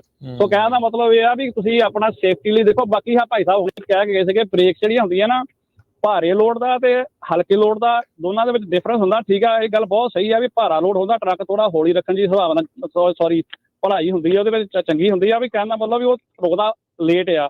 ਦੂਸਰੇ ਨੰਬਰ ਤੇ ਜੇ ਈਵਨ ਹਲਕਾ ਲੋਡ ਵੀ ਹੋਵੇ ਨਾ ਤੇ ਤੁਹਾਡੇ ਵਿੱਚ ਤੁਸੀਂ ਤੇਜ਼ ਆਉਂਦੇ ਤਾਂ ਅਸੀਂ ਸੋਚਦੇ ਹਾਂ ਲੈ ਜੀ ਬ੍ਰੇਕ ਮਾਰੀ ਤੇ ਟਰੱਕ ਰੁਕ ਜਾਂਦਾ। ਇਹ ਕੋਈ ਸ਼ੱਕ ਵਾਲੀ ਗੱਲ ਨਹੀਂ ਵੀ ਟਰੱਕ ਰੁਕ ਜਾਂਦਾ, ਟ੍ਰੇਲਰ ਵੀ ਰੁਕ ਜਾਂਦਾ। ਪਰ ਟ੍ਰੇਲਰ ਦੇ ਟਾਇਰਾਂ ਦੀ ਤੇ ਟਰੱਕਾਂ ਦੇ ਟਾਇਰਾਂ ਦੀ ਪ੍ਰੋਪਰ ਐਡਜਸਟਮੈਂਟ ਹੋਣੀ ਬਹੁਤ ਜ਼ਰੂਰੀ ਹੈ, ਖਾਸ ਕਰਕੇ ਟ੍ਰੇਲਰ ਦੀ। ਜੇ ਤੁਹਾਡੇ ਟ੍ਰੇਲਰ ਦੇ ਟਾਇਰਾਂ ਦੀ ਬ੍ਰੇਕ ਦੀ ਐਡਜਸਟਮੈਂਟ ਜਿਹੜੀ ਹੁੰਦੀ ਉਹ ਨਾ ਹੋਵੇ ਨਾ, ਬੈਲੈਂਸ ਨਾ ਹੋਵੇ ਉਹਨਾਂ ਵਿੱਚ, ਤੇ ਜੇ ਤੁਸੀਂ ਬ੍ਰੇਕ ਜ਼ੋਰ ਨਾਲ ਮਾਰਦੇ ਐਮਰਜੈਂਸੀ ਸਿਚੁਏਸ਼ਨ ਦੇ ਵਿੱਚ, ਟ੍ਰੇਲਰ ਜਿਹੜਾ ਨਾ ਉਹ ਪਿੱਛੋਂ ਬੇਸਿਕਲੀ ਸਨੋ ਟਾਈਪ ਹੀ ਹੁੰਦਾ, ਜਿੱਦਾਂ ਸਨੋਜ ਹੁੰਦਾ, ਉਹ ਪਿੱਛੋਂ ਟ੍ਰੇਲਰ ਤੁਹਾਡਾ ਘੁੰਮ ਕੇ ਨਾ ਉਹ ਲੇਨ ਚੇਂਜ ਕਰਕੇ ਦੂਸਰੀ ਲੇਨ ਵਿੱਚ ਆ ਜਾਂਦਾ, ਤਾਂ ਉਹ ਡੇਂਜਰਸ ਹੋ ਜਾਂਦਾ, ਦੂਸਰੀ ਕਾਰਾਂ ਨੂੰ ਹਿੱਟ ਕਰ ਸਕਦਾ। ਕਹਿੰਦਾ ਮਤਲਬ ਬ੍ਰੇਕਾਂ ਦੀ ਜਿਹੜੀ ਪ੍ਰੋਪਰ ਐਡਜਸਟਮੈਂਟ ਆ ਉਹ ਵੀ ਬਹੁਤ ਵੱਡੀ ਹੈ, ਇਸ ਵਿੱਚ ਰੋਲ ਅਦਾ ਕਰਦੀ ਹੈ ਵੀ ਤੁਸੀਂ ਸੇਫਟੀ ਵਿੱਚ ਈਵਨ ਤੁਸੀਂ ਹਲਕੇ ਲੋਡ ਤੇ ਵੀ ਜਾ ਰਹੇ ਹਾਂ। ਬਾਕੀ ਲਾਸਟ ਵਿੱਚ ਭਾਜੀ ਮੈਂ ਇਹੀ ਕਹਿਣਾ ਵੀ ਆਪਾਂ ਨਗਰ ਕੀਰਤਨ ਦੇ ਵਿੱਚ ਆਪਣੇ ਟਰੱਕਾਂ ਵਾਲੇ ਬੰਦੇ ਬਹੁਤ ਆਪਣੇ ਗਏ ਇੱਥੇ ਲੋਡ ਨਹੀਂ ਚੱਕੇ ਤਾਂ ਲੋਡ ਦੀਆਂ ਪ੍ਰਾਈਸਾਂ ਜਿਹੜੀਆਂ ਓਬਵੀਅਸਲੀ ਅਸੀਂ ਸੋਚਦੇ ਹਾਂ ਵੀ ਹਾਂ ਬਈ ਪ੍ਰਾਈਸਾਂ ਜਿਹੜੀਆਂ ਉਹ ਅਪ ਹੋ ਜਾਂਦੀਆਂ, ਚਲੋ ਠੀਕ ਆ ਚੱਕਦਾ ਕੋਈ ਨਹੀਂ। ਪਰ ਮੈਂ ਇਹ ਵੀ ਦੇਖਿਆ ਵੀ ਜੇ ਸਾਡੇ ਬੰਦੇ ਰੁਕੇ ਸੀਗੇ ਤਾਂ ਮਤਲਬ ਪ੍ਰਾਈਸਿਸ ਅਪ ਗਈਆਂ ਤੇ ਸਾਡੇ ਬੰਦਿਆਂ ਦੇ ਗੇਮ ਜਿਹੜੀ ਹੱਥ ਦੇ ਵਿੱਚ ਹੀ ਆ ਵੀ ਆਪਾਂ ਅਗਰ ਸਮਝ ਨਾਲ ਕੰਮ ਲੱਗੀਏ ਤੇ ਕੰਟਰੋਲ ਨਾਲ ਚੱਲੀਏ ਕਿਸੇ ਤਰੀਕੇ ਨਾਲ ਤੇ ਇਹਦੇ ਵਿੱਚ ਅਸੀਂ ਆਪਣਾ ਥੋੜੇ ਕਾਮਯਾਬ ਹੋ ਸਕਦੇ ਆ। ਵੀ ਜਿੱਦਾਂ ਉਹ ਭਾਈ ਸਾਹਿਬ ਹੁਣੇ ਕਹਿ ਕੇ ਗਏ ਮਤਲਬ ਕਾਫੀ ਸਿਆਣੀ ਗੱਲ ਕਰਕੇ ਗਏ ਆ ਵੀ ਰੇਟ ਨਾਲ ਜ਼ਿਆਦਾ ਮਤਲਬ ਆ ਤੁਸੀਂ ਕਿੰਨੀਆਂ ਦਿਹਾੜੀਆਂ ਲਾਈ ਜਾਂਦੇ ਆ, ਧੱਕੇ ਖਾਈ ਜਾਂਦੇ ਦਿਨ ਰਾਤ ਦੀ, ਤਾਂ ਬਣਦਾ ਹੀ ਕੁਛ ਨਹੀਂ, ਤਾਂ ਉਹਦਾ ਕੋਈ ਫਾਇਦਾ ਨਹੀਂ ਹੈਗਾ। ਸੋ ਮੈਂ ਫਿਰ ਇਹੀ ਕਹੂੰਗਾ ਵੀ ਚਲੋ ਲੈਟਸ ਯੂਨਾਈਟ ਅਗੇਨ, ਹੌਲੀ ਕਰਕੇ ਅੱਜ ਨਹੀਂ ਤਾਂ ਕੱਲ ਨੂੰ ਉਹ ਕੁਛ ਆਪ ਜਿੱਦਾਂ ਅਸੀਂ ਖੁਦ ਦੀ ਗੱਲ ਕਰਦਾ, ਮੈਂ ਰੇਟ ਡਿਸਾਈਡ ਦੀ ਗੱਲ ਕੀਤੀ ਸੀ ਅਗਲੀ ਵਾਰੀ। ਉਹ ਮੇਰਾ ਪੁਆਇੰਟ ਇਹੀ ਆ ਵੀ ਅਸੀਂ ਕਿਸੇ ਨੂੰ we are not going to give any chance to anybody else to decide the rates, we are going to do it ourselves, not somebody else for us, you know. ਉਹ ਇਸ ਕਰਕੇ ਮੈਂ ਚਾਹੁੰਦਾ ਵੀ ਰੇਟ ਅਸੀਂ ਖੁਦ ਆਪ ਬੈਠ ਕੇ ਦੇਖੀਏ ਵੀ ਇਹ ਵੀ ਨਹੀਂ ਹੈਗਾ ਵੀ ਮੁੱਠੀ ਪਾ ਲੈਣੀ ਆ, ਵੀ ਇੰਨਾ ਕੁ ਸਾਨੂੰ ਜਾਇਜ਼ ਬਣਦਾ ਹੈ ਇੰਨਾ। ਜਿਹੜਾ ਐਗਜ਼ਾਮਪਲ ਦੇ ਤੌਰ ਤੇ ਫਿਰ ਉਹੀ ਕਹੂੰਗਾ ਵੀ ਇੱਕ ਲੋਡ ਲੱਗਾ ਆ 50 ਬੰਦੇ ਬੈਠੇ ਆ, ਰੇਟ ਪਤਾ ਹੈ ਜਿਹੜਾ ਮਰਜ਼ੀ ਲੈ ਜਾਓ, ਪਰ ਪਤਾ ਵੀ ਇੰਨੇ ਰੇਟ ਤੇ ਖਾਣਾ ਤੇ ਇਹਦੇ ਵਿੱਚ ਸੱਟ ਕੇ ਨਾ ਖੜੋ ਕੋਈ ਵੀ ਹੈਗਾ। ਠੀਕ ਹੈ, ਸਾਰਿਆਂ ਦਾ ਫਾਇਦਾ ਹੋਊ। ਧੰਨਵਾਦ ਜੀ, ਬਹੁਤ ਬਹੁਤ ਥੈਂਕ ਯੂ। ਦੇਖੋ ਜੀ ਰਾਜਕਰਨ, ਆਪਾਂ ਹਰ ਵੀਕਐਂਡ ਨਗਰ ਕੀਰਤਨ ਤਾਂ ਕਰ ਨਹੀਂ ਸਕਦੇ, ਠੀਕ ਹੈ ਨਾ। ਸੋ ਮੇਰੇ ਖਿਆਲ ਦੇ ਵਿੱਚ ਸਿਆਣੀ ਗੱਲ ਇਹ ਆ, ਮੈਂ 27-28 ਸਾਲ ਦਾ ਟਰੱਕਿੰਗ ਦੇ ਵਿੱਚ ਹੈਗਾ ਆ, ਔਰ ਮੈਂ ਅੱਜ ਗਰੰਟੀ, ਲਿਖਤੀ ਗਰੰਟੀ ਦੇ ਸਕਦਾ ਤੁਹਾਨੂੰ ਬਈ ਜੇ ਤੁਸੀਂ ਸਹੀ ਰੇਟ ਲੈਣਾ, ਸਹੀ ਕੰਮ ਕਰਨਾ, ਆਪਣੀ ਜ਼ਿੰਦਗੀ ਦੇ ਵਿੱਚ ਵਾਧਾ ਕਰਨਾ, ਆਪਣੇ ਸਾਲਾਂ ਦੇ ਵਿੱਚ ਵਾਧਾ ਕਰਨਾ, ਔਰ ਸੋਹਣੀ ਤੇ ਸੁਨੱਖੀ ਜ਼ਿੰਦਗੀ ਜੀਣੀ ਆ, ਤੇ ਬੀ ਲੀਗਲ ਲੌਗ ਬੁੱਕ ਤੇ ਲੀਗਲ ਟਾਈਮ ਤੇ ਲੀਗਲ ਸਾਰਾ ਕੁਝ ਕਰਨਾ ਸ਼ੁਰੂ ਕਰ ਦਿਓ। ਤੁਹਾਡੇ ਨਾ ਮਹੀਨੇ ਦੇ ਵਿੱਚ ਹੀ ਸਾਰੇ ਰੇਟ ਠੀਕ ਹੋ ਜਾਏ ਤਾਂ ਮੇਰਾ ਨਾਮ ਬਤਾ ਦਿਓ ਜੀ। ਕਿਸੇ ਨੂੰ ਕੁਝ ਕਰਨ ਦੀ ਲੋੜ ਨਹੀਂ, ਕਿਸੇ ਨੂੰ ਧੱਕਾ ਦੇਣ ਦੀ ਲੋੜ ਨਹੀਂ, ਕੋਈ ਇਕੱਠੇ ਹੋਣ ਦੀ ਲੋੜ ਨਹੀਂ, ਸਿਰਫ ਤੇ ਸਿਰਫ ਠੀਕ ਕੰਮ ਕਰਨਾ ਸ਼ੁਰੂ ਕਰ ਦਿਓ, ਸਭ ਕੁਝ ਠੀਕ ਹੋ ਜਾਂਦਾ ਜੀ। ਨਵਤੇਜ ਜੀ। ਹਾਂਜੀ, ਸਤਿ ਸ੍ਰੀ ਅਕਾਲ ਜੀ ਰਮਨ ਜੀ, ਸਤਿ ਸ੍ਰੀ ਅਕਾਲ ਹਰਜੋਤ ਜੀ ਤੇ ਰਾਜਗਨ ਜੀ। ਸਤਿ ਸ੍ਰੀ ਅਕਾਲ ਜੀ। ਹਾਂਜੀ, ਸਤਿ ਸ੍ਰੀ ਅਕਾਲ ਜੀ। ਹਾਂਜੀ, ਮੈਂ ਵੀ ਸਪੀਡ ਤੇ ਜਿੱਦਾਂ ਗੱਲ ਕਰਨੀ ਹੈ, ਇੱਕ ਥੋੜੀ ਜਿਹੀ ਟ੍ਰੇਨਿੰਗ ਦੀ। ਜਿੱਦਾਂ ਆਪਾਂ ਟਰੱਕਾਂ ਦੀ ਟ੍ਰੇਨਿੰਗ ਇੱਥੇ ਹੁੰਦੀ ਨਾ ਸਾਰਿਆਂ ਦੀ, ਜਿਹੜੇ ਗੱਡੀਆਂ ਵਾਲੇ ਆ ਤਕਰੀਬਨ ਸਿਰਫ 5 ਜਾਂ 6% ਟ੍ਰੇਨਿੰਗ ਲੈਂਦੇ ਕਿਸੇ ਸਕੂਲ ਕੋਲੋਂ, ਤੇ ਬਾਕੀ ਸਾਰੇ ਉੱਦਾਂ ਹੀ ਜਿੱਦਾਂ ਇੱਕ ਦੂਜੇ ਨੂੰ ਆਪਾਂ ਸਿਖਾ ਦਿੰਦੇ ਆ ਨਾ। ਗੱਡੀ ਆਪਣੀ ਤੇ ਇੱਥੇ ਟੈਸਟ ਦੇ ਸਕਦੇ। ਮੈਂ ਸਪੇਨ ਚੋਂ ਆਇਆ, ਸਪੇਨ ਦੇ ਵਿੱਚ ਪ੍ਰੋਪਰ ਟ੍ਰੇਨਿੰਗ ਸਕੂਲ ਵਾਲੇ ਦਿੰਦੇ ਆ। ਇੱਥੇ ਹੁਣ ਪਰਸੋਂ ਮੇਰੇ ਨਾਲ ਹੈਪਨ ਹੋਣ ਲੱਗਾ ਸੀਗਾ, ਮੈਂ ਚੌਂਕ ਦੇ ਵਿੱਚ ਵੜਿਆ, ਲੋਕਾਂ ਨੂੰ ਚੌਂਕ ਦੇ ਵਿੱਚ ਵੜਨ ਦਾ ਨਹੀਂ ਪਤਾ ਕਈਆਂ ਨੂੰ। ਮੈਂ ਵਿੱਚ ਘੁੰਮਣ ਡਿਆ ਆ, ਟਰੱਕ ਜਾਣ ਡਿਆ ਮੈਂ, ਉਹਨੇ ਲਿਆਣ ਕੇ ਮੋਹਰੇ ਉਹਦੇ ਆਰਵੀ ਪਾਈ ਹੋਈ ਸੀਗੀ ਪਿੱਛੇ ਪਿੱਕੇ ਦੇ ਮਗਰ, ਉਹਨੇ ਵਿੱਚ ਵਾੜ ਦਿੱਤਾ ਟਰੱਕ ਉਹਦੇ ਵਿੱਚ। ਮੈਂ ਬ੍ਰੇਕ ਲਾ ਕੇ ਮਸੀਂ ਰੋਕਿਆ ਟਰੱਕ, ਕਿਉਂਕਿ ਲੋਕਾਂ ਨੂੰ ਜਿਹੜੀ ਕਾਰਾਂ ਵਾਲੇ ਉਹਨਾਂ ਨੂੰ ਪ੍ਰੋਪਰ ਟ੍ਰੇਨਿੰਗ ਹੈ ਨਹੀਂ। ਫਿਰ ਰੋਡ ਤੇ ਆ, ਰੋਡ ਦੇ ਉੱਤੇ ਜੇ ਸਪੇਨ ਦੀ ਮੈਂ ਗੱਲ ਕਰਾਂ, ਉੱਥੇ ਜੇ ਕੋਈ ਕਾਰ ਵਾਲਾ ਆ ਉਹ ਘੱਟ ਸਪੀਡ ਤੇ ਕਿਸੇ ਹਾਈਵੇ ਤੇ ਜਾਣ ਡਿਆ, ਉਹਨੂੰ ਵੀ ਉਹ ਟਿਕਟ ਦਿੰਦੇ। ਉਹ ਕਹਿੰਦੇ ਮੈਂ 2 ਵਾਰੀ ਖੁਦ ਫੇਲ ਹੋਇਆ ਸਲੋ ਸਪੀਡ ਕਰਕੇ ਉੱਥੇ ਸਪੇਨ ਦੇ ਵਿੱਚ ਕਾਰ ਦਾ ਲਾਇਸੈਂਸ ਲੈਂਦਾ, ਕਿਉਂਕਿ ਆਪਾਂ ਕਈ ਗੱਡੀਆਂ ਆ ਉਹ 70 ਦੀ ਸਪੀਡ ਆ, ਉਹ 50 ਤੋਂ ਥੱਲੇ ਜਾਣ ਡੀਆਂ, ਉਹ ਗਵਲੀ ਲਾਈਨ ਦੇ ਵਿੱਚ ਜਾਣ ਡੀਆਂ, ਨਾ ਟਰੱਕ ਨੂੰ ਅੱਗੇ ਲੰਘਣ ਦਿੰਦੀਆਂ ਨਾ ਕਿਸੇ ਪਾਸੇ ਜਾਣ ਦਿੰਦੇ। ਕਿਉਂਕਿ ਇੱਥੇ ਜਿਹੜੀ ਗੱਡੀਆਂ ਵਾਲਿਆਂ ਦੀ ਵੀ ਟ੍ਰੇਨਿੰਗ ਜੇਕਰ ਹੋਵੇ ਤੇ ਸਾਰਿਆਂ ਨੂੰ ਬਰੋਬਰ ਪਤਾ ਹੋਵੇ, ਹਰ ਇੱਕ ਰੂਲ ਰੈਗੂਲੇਸ਼ਨ ਦਾ ਪਤਾ ਹੋਵੇ ਵੀ ਹਾਈਵੇ ਦੇ ਵਿੱਚ ਕਿੱਦਾਂ ਚੜ੍ਹਨ। ਜੇ ਗੱਡੀਆਂ ਹਾਈਵੇ ਦੇ ਵਿੱਚ ਜਾਣ ਡੀਆਂ ਤਾਂ ਆਪਾਂ ਤਕਰੀਬਨ ਉਹਦੇ ਨਾਲੋਂ ਥੋੜੀ ਘੱਟ ਹੋਵੇ, ਪਰ ਆਪਾਂ ਉਹਦੇ 'ਚ ਵਾੜਨ ਲਈ ਪਹਿਲਾਂ ਪ੍ਰਪੇਅਰ ਹੋਣਾ ਜ਼ਰੂਰੀ ਆ ਜੀ। ਤੇ ਏਦਾਂ ਦੀ ਟ੍ਰੇਨਿੰਗ ਜੇਕਰ ਇੱਥੇ ਹੋਵੇ ਗੱਡੀਆਂ ਵਾਲਿਆਂ ਦੀ ਵੀ, ਸਾਰਿਆਂ ਦੀ, ਜਿੱਦਾਂ ਟਰੱਕਾਂ ਵਾਲਿਆਂ ਨੂੰ ਵੀ ਹੁੰਦੀ ਆ, ਟਰੱਕਾਂ ਵਾਲਿਆਂ ਦੀ ਪ੍ਰੋਪਰ ਤਾਂ ਨਹੀਂ ਗੀ ਹਾਲੇ ਵੀ, ਪਰ ਉੱਥੇ ਵੀ ਸਪੀਡ ਜਿਹੜੀ ਉੱਥੇ ਵੀ ਡਿਫਰੈਂਸ ਹੈਗਾ ਆ ਗੱਡੀਆਂ ਦਾ ਤੇ ਟਰੱਕਾਂ ਦਾ। ਜਿੱਦਾਂ ਬੱਸ ਦੀ ਸਪੀਡ 100, ਗੱਡੀ ਦੀ 120 ਤੇ ਟਰੱਕ ਦੀ 90 ਆ ਜੀ। ਹਰ ਇੱਕ ਦੀ ਸਪੀਡ ਵੱਖੋ ਵੱਖਰੀ ਆ, ਪਰ ਜਿੱਦਾਂ ਇੱਥੇ ਗੱਡੀਆਂ ਵਾਲਿਆਂ ਨੂੰ ਪੂਰੀ ਟ੍ਰੇਨਿੰਗ ਨਹੀਂ, ਕਈ ਵਾਰੀ ਹੈਪਨ ਇਸੇ ਕਰਕੇ ਹੁੰਦਾ ਕਿਉਂਕਿ ਗੱਡੀਆਂ ਵਾਲਿਆਂ ਨੂੰ ਪੂਰੀ ਟ੍ਰੇਨਿੰਗ ਨਹੀਂ ਮਿਲਦੀ, ਉਹ ਹੌਲੀ ਚੱਲਦੇ ਆ, ਫਰੀਵੇ ਦੇ ਉੱਤੇ ਵੀ ਗੱਡੀ ਮੋਹਰੇ ਕਰ ਦਿੰਦੇ ਆ, ਮਾੜੀ ਜੀ ਲੈਣ ਦੇ ਤੇ ਟਰੱਕ ਦੀ ਜਗ੍ਹਾ ਤਾਂ ਹੁਣ ਅਸੀਂ ਡਿਫਰੈਂਸ ਦਿੱਤਾ ਹੁੰਦਾ ਆ ਵੀ 2-3 ਟਰੱਕ। ਉੱਦਾਂ ਤਾਂ ਸਾਡੇ ਕਰੂਜ਼ ਅਡਾਪਟਰ ਲੱਗੇ ਹੋ ਆ, ਪਰ ਫਿਰ ਵੀ ਅਸੀਂ ਆਪਣੀ ਸੇਫਟੀ ਲਈ ਵੱਧ ਕਰਕੇ ਰੱਖੀ ਦਾ। ਗੱਡੀ ਵਾਲੇ ਲਿਆਣ ਕੇ ਮੂਹਰੇ ਕਰ ਦਿੰਦੇ ਆ, ਉਹ ਮੁੜ ਕੇ ਉਹਦਾ ਡਿਸਟੈਂਸ ਦਾ ਉਹ ਮੁੜ ਕੇ ਅਲਾਰਮ ਵੱਜਣ ਲੱਗ ਪੈਂਦਾ ਸਾਡੇ ਟਰੱਕ ਦੇ ਵਿੱਚ। ਤੇ ਇੱਦਾਂ ਕਰਕੇ ਮੈਂ ਇਹੋ ਚਾਹੁੰਦਾ ਵੀ ਜਿੱਦਾਂ ਇੱਥੇ ਵੀ ਸਰਕਾਰ ਇਹ ਕਰੇ ਵੀ ਟ੍ਰੇਨਿੰਗ ਦੇਵੇ, ਗੱਡੀਆਂ ਵਾਲਿਆਂ ਨੂੰ ਵੀ ਟ੍ਰੇਨਿੰਗ ਹੋਵੇ ਤੇ ਹਰ ਇੱਕ ਚੀਜ਼ ਦਾ ਪਤਾ ਹੋਵੇ ਅਗਲੇ ਨੂੰ ਵੀ ਕਿਹੜੇ ਰੂਲ ਰੈਗੂਲੇਸ਼ਨ ਹੈਗੇ ਆ ਇੱਥੇ ਰੋਡ ਤੇ ਚੱਲਣ ਦੇ। ਥੈਂਕ ਯੂ ਨਤੇਜ ਜੀ, ਥੈਂਕ ਯੂ। ਬਿਲਕੁਲ ਇਹ ਟ੍ਰੇਨਿੰਗ ਵੀ ਹੈਗੀ ਆ, ਸਭ ਕੁਝ ਹੈਗਾ ਆ। ਇਸ ਵੇਲੇ ਪ੍ਰੋਬਲਮ ਇਹ ਹੈਗੀ ਆ ਕਿ ਇੱਕ ਨਾਰਮਲ ਡਰਾਈਵਰ ਹੈਗਾ, ਇੱਕ ਪ੍ਰੋਫੈਸ਼ਨਲ ਡਰਾਈਵਰ ਹੈਗਾ।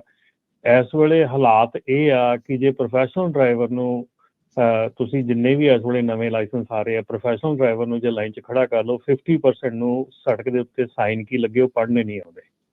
ਸੋ ਮੇਰੇ ਖਿਆਲ ਮੈਨੂੰ ਨਹੀਂ ਸਮਝ ਆਉਂਦੀ ਵੀ ਕਿਹੜੀ ਟ੍ਰੇਨਿੰਗ ਇਸ ਵੇਲੇ ਟਰੱਕਿੰਗ ਦੇ ਵਿੱਚ ਆ ਰਹੀ ਆ। ਆਪਾਂ ਕਾਰ ਦੀ ਠੀਕ ਹੈ, ਡੈਫੀਨੇਟਲੀ ਦੇਰ ਆਰ ਸਮ ਪੀਪਲ ਕਿ ਜਿਨ੍ਹਾਂ ਨੂੰ ਨਹੀਂ ਪਤਾ ਹੁੰਦਾ ਕਾਰਾਂ ਦੇ ਵਿੱਚ, ਪਰ ਮੈਜੋਰਟੀ ਪੀਪਲ ਕਾਰਾਂ ਵਾਲੇ ਉਹ ਮਤਲਬ ਪਤਾ ਹੁੰਦਾ। ਪਰ ਟਰੱਕਿੰਗ ਦੇ ਵਿੱਚ ਜਿਹੜੀ ਆਹ ਚੀਜ਼ ਆ ਰਹੀ ਆ, ਟਰੱਕਿੰਗ ਦੇ ਵਿੱਚ ਜਿਹੜਾ ਆਹ ਮਾਹੌਲ ਚੱਲ ਰਿਹਾ ਇਸ ਵੇਲੇ ਕਿ 50% ਦੇ ਕਰੀਬ ਜਿਹੜੇ ਬੰਦੇ ਹੈਗੇ ਉਹਨਾਂ ਨੂੰ ਰੋਡ ਤੇ ਲੱਗੇ ਸਾਈਨ ਨਹੀਂ ਪੜ੍ਹਨੇ ਆਉਂਦੇ, ਠੀਕ ਹੈ ਨਾ। ਸੋ ਉਹ ਜਿਹੜੀ ਚੀਜ਼ ਆ ਉਹ ਬੜੀ ਡੇਂਜਰਸ ਹੈਗੀ ਆ। ਜੀ ਸਮਾਂ ਆਪਣਾ ਸਮਾਪਤੀ ਆ। ਇੱਕ ਅੱਧੀ ਕਾਲ ਆਪਾਂ ਹੋਰ ਲੈ ਲੈਂਦੇ ਹਾਂ ਹਰਜੋਤ ਜੀ, ਰਮਨ ਜੀ, ਤੇ ਫਿਰ ਆਪਾਂ ਰੈਪ ਅਪ ਜਿਹੜਾ ਉਹ ਕਰਦੇ ਹਾਂ। ਆਪਣੇ ਅਗਲੇ ਕਾਲਰ ਨੇ ਜੀ ਗੁਰਜਿੰਦਰ ਜੀ। ਸਤਿ ਸ਼੍ਰੀ ਅਕਾਲ ਜੀ। ਸਤਿ ਸ਼੍ਰੀ ਅਕਾਲ ਭਾਜੀ। ਢਿੱਲੋਂ ਸਾਹਿਬ ਹੁਣ ਗੱਲ ਕਰਕੇ ਗਏ, ਬਹੁਤ ਵਧੀਆ ਵੀ ਮੇਰੇ 50% ਪ੍ਰੋਫੈਸ਼ਨਲ ਡਰਾਈਵਰ ਨੇ ਨਾ, ਉਹਨਾਂ ਨੂੰ ਬਿਲਕੁਲ ਨੌਲੇਜ ਹੈ ਨਹੀਂ ਉੱਥੇ। ਉਹਦਾ ਰੀਜ਼ਨ ਇਹ ਹੈ ਵੀ ਕਮ ਸੇ ਕਮ ਜਿਹੜੇ ਬੰਦੇ ਨੇ ਪ੍ਰੋਫੈਸ਼ਨਲ ਲਾਇਸੈਂਸ ਲੈਣਾ 1 ਸਾਲ ਉਹ ਕਾਰ ਦਾ ਹੋਵੇ, ਫਿਰ ਉਹ ਟੈਸਟ ਦੇ ਸਕੇ। ਫਿਰ ਜਿਹੜੇ ਸਕੂਲ ਆ ਉਹਨਾਂ ਦੀ ਭਾਜੀ ਜ਼ਬਰਦਸਤ ਕਸੂਰ ਆ। ਉਹਨਾਂ ਜੀਪਾਂ ਵਰਗੇ ਟਰੱਕ ਰੱਖੇ ਆ 12-12 ਹਜ਼ਾਰ ਦੇ 11, ਉੱਥੇ ਬੱਚੇ ਨੇ ਕੀ ਸਿੱਖ ਲੈਣਾ, ਕੱਖ ਨਹੀਂ ਸਿੱਖਦੇ। ਤੇ ਫਿਰ ਸੜਕ ਤੇ ਜਾ ਕੇ ਉਹਨਾਂ ਗਲਤੀਆਂ ਕਰਨੀਆਂ ਜਦੋਂ ਵੱਡੇ 70 ਫੁੱਟੇ ਵਾਲੇ ਨਾਲ ਮੱਥਾ ਲਾਉਣਾ ਜਾ ਕੇ। ਇਹ ਬਹੁਤ ਵੱਡਾ ਰੀਜ਼ਨ ਹੈ ਜੀ ਐਕਸੀਡੈਂਟ ਦਾ। ਥੈਂਕ ਯੂ ਭਾਜੀ। ਜੀ ਥੈਂਕ ਯੂ। ਬਲਜੀਤ ਜੀ। ਹਾਂਜੀ ਭਾਜੀ, ਸਤਿ ਸ੍ਰੀ ਅਕਾਲ ਜੀ। ਸਤਿ ਸ਼੍ਰੀ ਅਕਾਲ। ਹਾਂਜੀ, ਉਹ ਮੈਂ ਤਾਂ ਇਹ ਤੁਹਾਨੂੰ ਦੱਸਣਾ, ਮੈਂ 5 ਤਰੀਕ ਨੂੰ ਲੋਡ ਚੱਕਿਆ ਜੀ ਇੱਥੋਂ ਅਲਵਾਮਾ ਸਟੇਟ ਦੇ ਵਿੱਚੋਂ ਚਿਕਨ ਦਾ, ਤੇ ਉਹ ਮੈਨੂੰ ਕਾਲਾ ਕਹਿੰਦਾ ਵੀ ਅੱਗੇ ਨੂੰ ਕੱਲ੍ਹ ਮੈਂ ਡੋਰਾਂ ਲਾ ਕੇ ਤਾਂ ਸੀਲ ਲਾਉਣੀ ਆ ਜੀ। ਜਦ ਮੈਂ ਪਿੱਛੇ ਗਿਆ ਮੈਂ ਦੇਖਿਆ ਲੋਡ ਲੋਕ ਲਾਇਓ, ਉਹਨੇ 1 ਲੋਡ ਲੋਕ ਲਾਇਆ ਸੀਗਾ ਤੇ 2 ਲਾਉਣ ਵਾਲੇ ਸੀਗੇ ਜੀ। ਮੈਂ ਉਹਨੂੰ ਕਿਹਾ, ਮੈਂ ਕਿਹਾ ਮੈਂ ਲੋਡ ਲੋਕ ਲਾ ਲਵਾਂ, ਕਹਿੰਦਾ ਓਕੇ। ਇੱਕ ਉੱਥੇ ਹੋਰ ਕਾਲਾ ਆ ਗਿਆ ਤੇ ਮੈਂ ਅੰਦਰ ਜਾ ਕੇ ਨਾ ਲੋਡ ਲੋਕ ਲਾਉਣ ਲੱਗ ਪਿਆ। ਉਹਨੇ ਦੂਸਰੇ ਬੰਦੇ ਨੂੰ ਸੀਲ ਫੜਾਤੀ, ਕਹਿੰਦਾ ਤੂੰ ਸੀਲ ਲਾ ਤੀ। ਉਹਨੇ ਮੈਨੂੰ ਅੰਦਰੇ ਬੰਦ ਕਰ ਦਿੱਤਾ ਜੀ, ਟ੍ਰੇਲਰ ਦੇ ਵਿੱਚ ਹੀ। ਬਾਹਰ ਕਿੱਦਾਂ ਨਿਕਲੇ? ਮੈਂ ਫਿਰ ਬਹੁਤ ਜ਼ੋਰ ਨਾਲ ਜੀ ਮੈਂ ਲੱਤਾਂ ਮਾਰੀਆਂ ਤਾਂ ਉਹਨੇ ਇੱਕਦਮ ਫਿਰ ਖੋਲਿਆ, ਮਤਲਬ ਸੀਲ ਲਾਈ ਨਹੀਂ ਸੀ, ਜੋ ਬਾਹਰੋਂ ਲੋਕ ਲਾਤਾ ਉੱਦਾਂ ਲਾਤਾ ਜੀ ਹੈਂਡਲ ਜਿਹਾ, ਫਿਰ ਉਹਨੇ ਖੋਲਿਆ ਜੀ। ਮੈਂ ਇਹੀ ਕਹਿਣਾ ਚਾਹੁੰਦਾ ਵੀ ਇਹਦਾ ਧਿਆਨ ਰੱਖਣਾ ਚਾਹੀਦਾ ਜੀ। ਵੀ ਉਹਨੇ ਤਾਂ ਦੇਖਿਆ ਨਹੀਂ, ਮੈਨੂੰ ਵੀ ਟਾਰਚ ਟੂਰਚ ਅੰਦਰ ਜਗਾ ਕੇ ਰੱਖਣੀ ਚਾਹੀਦੀ ਸੀਗੀ, ਤਾਂ ਏਦਾਂ ਮੇਰੇ ਨਾਲ ਹੈਪਨ ਹੋ ਗਿਆ। ਜੇ ਉਹ ਬਾਈ ਚਾਂਸ ਸੀਲ ਲਾ ਜਾਂਦਾ ਜਾਂ ਮੈਂ ਤਾਂ ਅੰਦਰ ਜੰਮ ਜਾਣਾ ਸੀ। ਆਹ ਕੰਮ ਹੋਇਆ ਜੀ ਮੇਰੇ ਨਾਲ ਜੀ। ਜਾਂ ਡੋਰ ਨੂੰ ਮਤਲਬ ਹੁਣ ਮੈਂ ਲੋਕ ਲਾਉਣ ਦਾ ਹੁਣ ਸਿਸਟਮ ਕਰਨਾ ਜੀ, ਉੱਥੇ ਮੈਂ ਲੋਕ ਲਾਇਆ ਕਰੂੰਗਾ ਜੀ ਇੱਕ ਪਾਸੇ ਜੀ। ਆਹ ਖੋਲੇ ਤੇ ਆਹ ਬੰਦਾ ਲਾਵੇ, ਏਦਾਂ ਹੋਇਆ ਜੀ ਮੇਰੇ ਨਾਲ ਜੀ। ਇਹੀ ਦੱਸਣਾ ਸੀਗਾ ਜੀ ਮੈਂ। ਥੈਂਕ ਯੂ ਦੱਸਣ ਦੇ ਲਈ। ਬੰਦਾ ਬਚ ਜਾਂਦਾ, ਕੋਈ ਹੋਰ ਧਿਆਨ ਰੱਖਦਾ। ਬਹੁਤ ਇੰਪੋਰਟੈਂਟ ਚੀਜ਼ ਹੈਗੀ ਆ, ਬਹੁਤ ਇੰਪੋਰਟੈਂਟ ਹੈਗੀ ਆ। ਤੇ ਨਾਲ ਜਿਹੜੀ ਤੁਸੀਂ ਸੇਫਟੀ ਵੈਸਟ ਪਾ ਕੇ ਜ਼ਰੂਰ ਬਾਹਰ ਨਿਕਲੋ। ਕਈ ਵਾਰੀ ਤੁਹਾਡੇ ਕੱਪੜਿਆਂ ਦੇ ਹਿਸਾਬ ਦੇ ਨਾਲ ਅੰਦਰ ਉਹਨੇ ਨਹੀਂ ਪਤਾ ਲੱਗਦਾ, ਸੇਫਟੀ ਵੈਸਟ ਪਾ ਕੇ ਨਿਕਲੋ, ਸੇਫਟੀ ਵੈਸਟ ਨਾਲ ਪਤਾ ਲੱਗ ਜਾਂਦਾ। ਤੇ ਦੂਸਰੀ ਗੱਲ ਹੈ, ਬਿਲਕੁਲ ਇਹ ਚੀਜ਼ਾਂ ਦਾ ਧਿਆਨ ਰੱਖੋ। ਕਈ ਵਾਰੀ ਛੋਟੀਆਂ ਅਣਗਹਿਲੀਆਂ ਜਿਹੜੀਆਂ ਆ ਉਹ ਤੁਹਾਨੂੰ ਬਹੁਤ ਵੱਡੀ ਪਰੇਸ਼ਾਨੀ 'ਚ ਪਾ ਦਿੰਦੀਆਂ। ਸੋ ਕਿਰਪਾ ਕਰਕੇ ਆਹ ਚੀਜ਼ ਦਾ ਬਿਲਕੁਲ ਧਿਆਨ ਰੱਖੋ। ਅਗਲੇ ਨੂੰ ਆਵਾਜ਼ ਮਾਰ ਕੇ ਕਹੋ ਵੀ ਮੈਂ ਅੰਦਰ ਹੈਗਾ, ਮੈਂ ਅੰਦਰੋਂ ਬੰਦ ਕਰ ਰਿਹਾ। ਸੋ ਬਹੁਤ ਵਧੀਆ ਗੱਲ ਹੈਗੀ। ਥੈਂਕ ਯੂ ਭਾਜੀ। ਥੈਂਕ ਯੂ ਸ਼ੇਅਰ ਕਰਨ ਦੇ ਲਈ। ਬਚਾਅ ਹੋ ਜਾਂਦਾ ਜੀ ਇਹਦੇ ਨਾਲ। ਮੈਗਨੈਟਿਕ ਜਾਂ ਸਟਿੱਕਰ ਨਹੀਂ ਤਾਂ ਬਣਾ ਲਓ, ਸਮਬਡੀ ਇਨਸਾਈਡ, ਉਹ ਪਿੱਛੇ ਜਾਣ ਲੱਗਿਆ ਉੱਤੇ ਟੰਗੇ ਜਾਂ ਕੋਈ ਇੱਦਾਂ ਦੀਆਂ ਚੀਜ਼ਾਂ, ਬੰਦਾ ਕੁਝ ਵੀ ਜਿਹੜੀਆਂ ਚੀਜ਼ਾਂ ਨਾਲ ਐਡ ਕਰ ਸਕਦਾ ਜਿਹਦੇ ਨਾਲ ਜਿਹੜਾ ਉਹ ਬਚਾਅ ਹੋ ਸਕੇ। ਲਾਸਟ ਕਾਲਰ ਨੇ ਬਿਕਰਮਜੀਤ। ਹਾਂਜੀ, ਸਤਿ ਸ਼੍ਰੀ ਅਕਾਲ ਜੀ। ਸਤਿ ਸ਼੍ਰੀ ਅਕਾਲ ਜੀ। ਮੈਂ ਸਿਰਫ ਕਰੈਕਟ ਕਰਨਾ ਚਾਹੁੰਦਾ ਸੀ ਕਿ ਅੱਗੇ ਵੀਰ ਜੀ ਆਪਣੇ ਕਹਿ ਕੇ ਗਏ ਕਿ ਜਿਹੜਾ ਆਪਣਾ ਲੋਡਡ ਟਰੱਕ ਆ ਉਹਨੂੰ ਜ਼ਿਆਦਾ ਟਾਈਮ ਲੱਗਦਾ ਰੁਕਣ ਲਈ, ਪਰ ਖਾਲੀ ਜਲਦੀ ਰੁਕ ਜਾਂਦਾ। ਉਹ ਗਲਤ ਆ ਗੱਲ। ਜਿਹੜਾ ਲੋਡਡ ਟਰੱਕ ਆ ਉਹਨੇ ਜਲਦੀ ਰੁਕਣਾ, ਜਿਹੜਾ ਖਾਲੀ ਟਰੱਕ ਆ ਉਹ ਲੌਂਗ ਡਿਸਟੈਂਸ ਲਊਗਾ ਰੁਕਣ ਲਈ। ਇਸ ਚੀਜ਼ ਨੂੰ ਕਲੀਅਰ ਕਰਨਾ ਚਾਹੁੰਦਾ ਸੀ ਮੈਂ। ਨਹੀਂ, ਆਈ ਥਿੰਕ ਮੋਮੈਂਟਮ ਜਿਹੜਾ ਲੋਡਡ ਟਰੱਕ ਜ਼ਿਆਦਾ ਟਾਈਮ ਲੈਂਦਾ, ਜ਼ਿਆਦਾ ਲੈਂਦਾ ਜੀ। ਲੋਡਡ ਟਰੱਕ ਹਮੇਸ਼ਾ ਲੋਡਡ ਟਰੱਕ ਜ਼ਿਆਦਾ ਟਾਈਮ ਲੈਂਦਾ। ਬਿਲਕੁਲ ਗਲਤ ਆ। ਤੁਸੀਂ ਇਸ ਗੱਲ ਨੂੰ ਕਰੈਕਟ ਕਰੋ, ਭਾਵੇਂ ਕਮਰਸ਼ੀਅਲ ਬੁੱਕ ਤੋਂ ਰੀਡ ਕਰੋ। ਜਿਹੜਾ ਲੋਡਡ ਟਰੱਕ ਆ it will take short distance to stop. ਜਿਹੜਾ ਬੌਬਟੇਲ ਆ ਜਾਂ ਖਾਲੀ ਟਰੱਕ ਆ it will take longer to stop. ਭਾਜੀ I think you need to look and you need to study little bit more. Long ਜਿਹੜਾ heavier truck ਹੈਗਾ ਉਹਦੇ ਵਿੱਚ ਲੋਡ ਦੀ ਜਿਹੜਾ ਭਾਰ ਹੈਗਾ ਉਹਦੀ ਆਪਣੀ ਇੱਕ ਮੋਸ਼ਨ ਹੈਗਾ, ਉਹਦਾ ਆਪਣਾ ਇੱਕ ਜਿਹੜਾ ਉਹਦੀ ਸਪੀਡ ਹੈਗੀ ਆ। So loaded truck will always take long time to stop than empty truck. ਹਾਂਜੀ, ਇਹ ਤੁਸੀਂ ਗਲਤ ਕਹਿ ਰਹੇ ਆ ਵੀਰ ਜੀ। ਫਿਜ਼ਿਕਸ ਦਾ ਜਿਹੜਾ ਮੋਮੈਂਟਮ ਵਾਲਾ ਗੱਲ ਟੋਟਲੀ ਤੁਸੀਂ ਫਿਰ ਉਲਟ ਕਰ ਜਾਣੀ ਆ। ਉਹ ਹੋ ਜਾਣਾ ਆ ਹਾਂ, ਇਹ ਗੱਲ ਰਾਜਕਰਨ ਹੈਗੀ ਆ ਕਿ ਜਿਹੜਾ ਖਾਲੀ ਟਰੱਕ ਹੈਗਾ ਉਹ ਖਾਲੀ ਹੈਗਾ, ਉਹ ਬੁੜਕਦਾ ਆ, ਉਹ ਜੰਪ ਕਰਦਾ ਆ, ਉਹ ਉਸ ਰੀਜ਼ਨ ਕਰਕੇ ਉਹ ਸ਼ਾਇਦ ਇਹ ਸੋਚ ਅਨਸੇਫ ਜ਼ਿਆਦਾ ਹੋ ਸਕਦਾ, ਉਹ ਅਨਸੇਫ ਹੋ ਸਕਦਾ, ਉਹ ਟਰੱਕ ਸਕਿਡ ਕਰ ਸਕਦਾ, ਉਹ ਜੈਕਨਾਈਫ ਹੋ ਸਕਦਾ, ਉਹ ਬਹੁਤ ਚੀਜ਼ਾਂ ਹੈਗੀਆਂ। ਜਿਹੜਾ ਬੌਬਟੇਲ ਹੈਗਾ, ਬੌਬਟੇਲ ਤਾਂ ਸਿਰਫ ਉਹ ਟਰੱਕ ਹੈਗਾ, ਉਹ 'ਚ ਟ੍ਰੇਲਰ ਤਾਂ ਹੈ ਹੀ ਨਹੀਂਗਾ। ਸੋ ਆਈ ਡੋਂਟ ਥਿੰਕ ਸੋ ਕਿ ਇਹ ਜਿਹੜੀ ਚੀਜ਼ ਹੈਗੀ ਆ ਇਹ ਰਾਈਟ ਹੈਗੀ ਆ। ਜਿਹੜਾ ਲੋਡਡ ਟਰੱਕ ਹੈਗਾ ਉਹ ਡੈਫੀਨਿਟਲੀ ਲੌਂਗਰ ਟਾਈਮ ਲੈਂਦਾ ਸਟਾਪ ਕਰਨ ਨੂੰ ਦੈਨ ਦ ਐਮਟੀ ਵਨ। ਜੀ, ਸਮਾਂ ਸਮਾਪਤ ਹੈ ਜੀ ਹੁਣ ਆਪਣੇ ਤੇ ਕੱਲਾ ਟਰੱਕ ਨਹੀਂ ਆਪਣੇ ਰਮਨ ਜੀ, ਈਵਨ ਜੇ ਬੈਨ ਵਗੈਰਾ ਵੀ ਆ, ਗੱਡੀ ਤੁਹਾਨੂੰ ਯਾਦ ਹੋਊਗਾ ਕੁਝ ਸਾਲ ਪਹਿਲਾਂ ਮੋਡੈਸਟੋ ਏਰੀਆ 'ਚ ਆਪਣੇ 2 ਪੰਜਾਬੀ ਭਰਾ ਉਹਨਾਂ ਦੀ ਡੈਥ ਹੋ ਗਈ ਸੀ। ਇੱਕਦਮ ਬ੍ਰੇਕ ਲਾਈ ਤੇ ਪਿੱਛੇ ਬੈਨ 'ਚ ਭਾਰ ਸੀ ਤੇ ਉਹ ਬਿਲਕੁਲ ਉਹਨਾਂ ਦੇ ਵਿੱਚੇ ਹੀ ਉਹ ਰਗੜ ਹੋ ਗਿਆ ਸੀ, ਹਨਾ। ਤੇ ਸੋ ਹਜੇ ਸਾਡੇ ਕਾਫੀ ਪੁਆਇੰਟ ਰਹਿ ਗਏ ਆ। ਸੋ ਨੈਕਸਟ ਵੀਕ ਆਪਾਂ ਡਿਸਕਸ ਕਰਾਂਗੇ ਵੀ ਕਿਹੜੇ ਪੁਆਇੰਟਸ ਦੇ ਉੱਤੇ ਜਿਹੜਾ ਨਵਾਂ ਐਡਮਿਨਿਸਟ੍ਰੇਸ਼ਨ ਆ ਉਹ ਚੇਂਜਸ ਆਉਣਗੀਆਂ। ਜਿਹੜਾ ਉਹ ਕਾਫੀ ਇੰਪੋਰਟੈਂਟ ਹੈਗੇ, ਪਾਰਕਿੰਗ ਨੂੰ ਲੈ ਕੇ, ਇੰਡੀਪੈਂਡੈਂਟ ਕੰਟਰੈਕਟਰ ਨੂੰ ਲੈ ਕੇ, ਗੈਸ ਨੂੰ ਲੈ ਕੇ, ਕਿਉਂਕਿ ਗੈਸ ਦੀਆਂ ਪ੍ਰਾਈਸਿਸ ਹੈਗੀਆਂ। ਟਰੰਪ ਹੋਣੀ ਕਹਿੰਦੇ ਡਰਿਲ ਬੇਬੀ ਡਰਿਲ, ਸੋ ਇਹਨਾਂ ਨੇ ਡਰਿਲ ਜ਼ਿਆਦਾ ਕਰਨਾ ਆ। ਸੋ ਇਸ ਤੋਂ ਬਿਨਾਂ ਟੈਕਸ ਨੂੰ, ਕਾਰਪੋਰੇਟ ਟੈਕਸ ਨੂੰ ਲੈ ਕੇ ਇਹ ਸਾਰਾ ਆਪਾਂ ਅਗਲੇ ਵੀਰਵਾਰ ਨੂੰ ਡਿਸਕਸ ਕਰਾਂਗੇ। ਹਾਂਜੀ ਹਰਜੋਤ ਭਾਜੀ, ਜੇ ਇੱਕ ਚੀਜ਼ ਹੋਰ ਵੀ ਆ, ਜੇ ਭਰੇ ਟਰੱਕ ਨੂੰ ਤੁਸੀਂ ਜ਼ਿਆਦਾ ਜ਼ੋਰ ਨਾਲ ਰੋਕੋਗੇ ਤੇ ਪਿਛਲਾ ਸਮਾਨ ਜਿਹੜਾ ਉਹ ਤੁਹਾਨੂੰ ਵੀ ਦਰੜ ਕੇ ਅੱਗੇ ਲੰਘ ਸਕਦਾ। ਆਪਾਂ ਬਹੁਤ ਵਾਰੀ ਦੇਖਿਆ ਕਿ ਕੈਬ ਜਿਹੜੀ ਸਮੈਸ਼ ਹੋ ਜਾਂਦੀ ਆ ਲੋਡ ਦੇ ਨਾਲ। ਸੋ ਜਿਹੜਾ ਭਰਿਆ ਟਰੱਕ ਹੈਗਾ ਉਹਨੂੰ ਤੁਸੀਂ ਜਲਦੀ ਰੋਕ ਸਕਦੇ ਹੀ ਨਹੀਂ, ਪਰ ਜੇ ਰੋਕਣ ਦੀ ਕੋਸ਼ਿਸ਼ ਕਰੋਗੇ ਤੇ ਜਿਹੜਾ ਪਿਛਲਾ ਸਮਾਨ ਹੈਗਾ ਉਹ ਤੁਹਾਨੂੰ ਕ੍ਰਸ਼ ਕਰ ਦੂ। ਮੈਂ ਦੱਸ ਦਿੰਦਾ ਜੀ, ਕਹਿੰਦੇ ਨਾ ਵੀ ਪੜ੍ਹੋ, ਤੇ ਚਲੋ ਪੜ੍ਹ ਕੇ ਤੁਹਾਨੂੰ ਦੱਸ ਦਿੰਦਾ ਆ। 80,000 ਪਾਉਂਡ ਦਾ ਟਰੱਕ 65 ਮੀਲ ਤੇ ਜਾਂਦਾ, 525 ਫੁੱਟ ਲੱਗਦੇ ਜੀ ਉਹਨੂੰ ਰੁਕਣ ਨੂੰ। ਤੇ ਜਿਹੜਾ ਖਾਲੀ ਆ 4,000 ਪਾਉਂਡ ਵਾਲਾ ਆ, ਉਹਨੂੰ 316 ਫੁੱਟ ਲੱਗਦੇ ਆ ਰੁਕਣ ਨੂੰ, ਸਟਾਪਿੰਗ ਡਿਸਟੈਂਸ ਜਿਹਨੂੰ ਜਿਹੜਾ ਉਹ ਆਖਦੇ ਆ। ਸੋ ਕਾਫੀ ਵੱਡਾ ਫਰਕ ਆ। ਸੋ ਉਹ ਜੋ ਭਾਈ ਸਾਹਿਬ ਕਹਿ ਰਹੇ ਸੀ ਉਹ ਟੋਟਲੀ ਗਲਤ ਸੀਗਾ। ਤੇ ਆਪਾਂ ਹੁਣ ਲੈਂਦੇ ਹਾਂ ਜੀ ਇਜਾਜ਼ਤ। ਸਭ ਨੂੰ ਪਿਆਰ ਭਰੀ ਸਤਿ ਸ਼੍ਰੀ ਅਕਾਲ।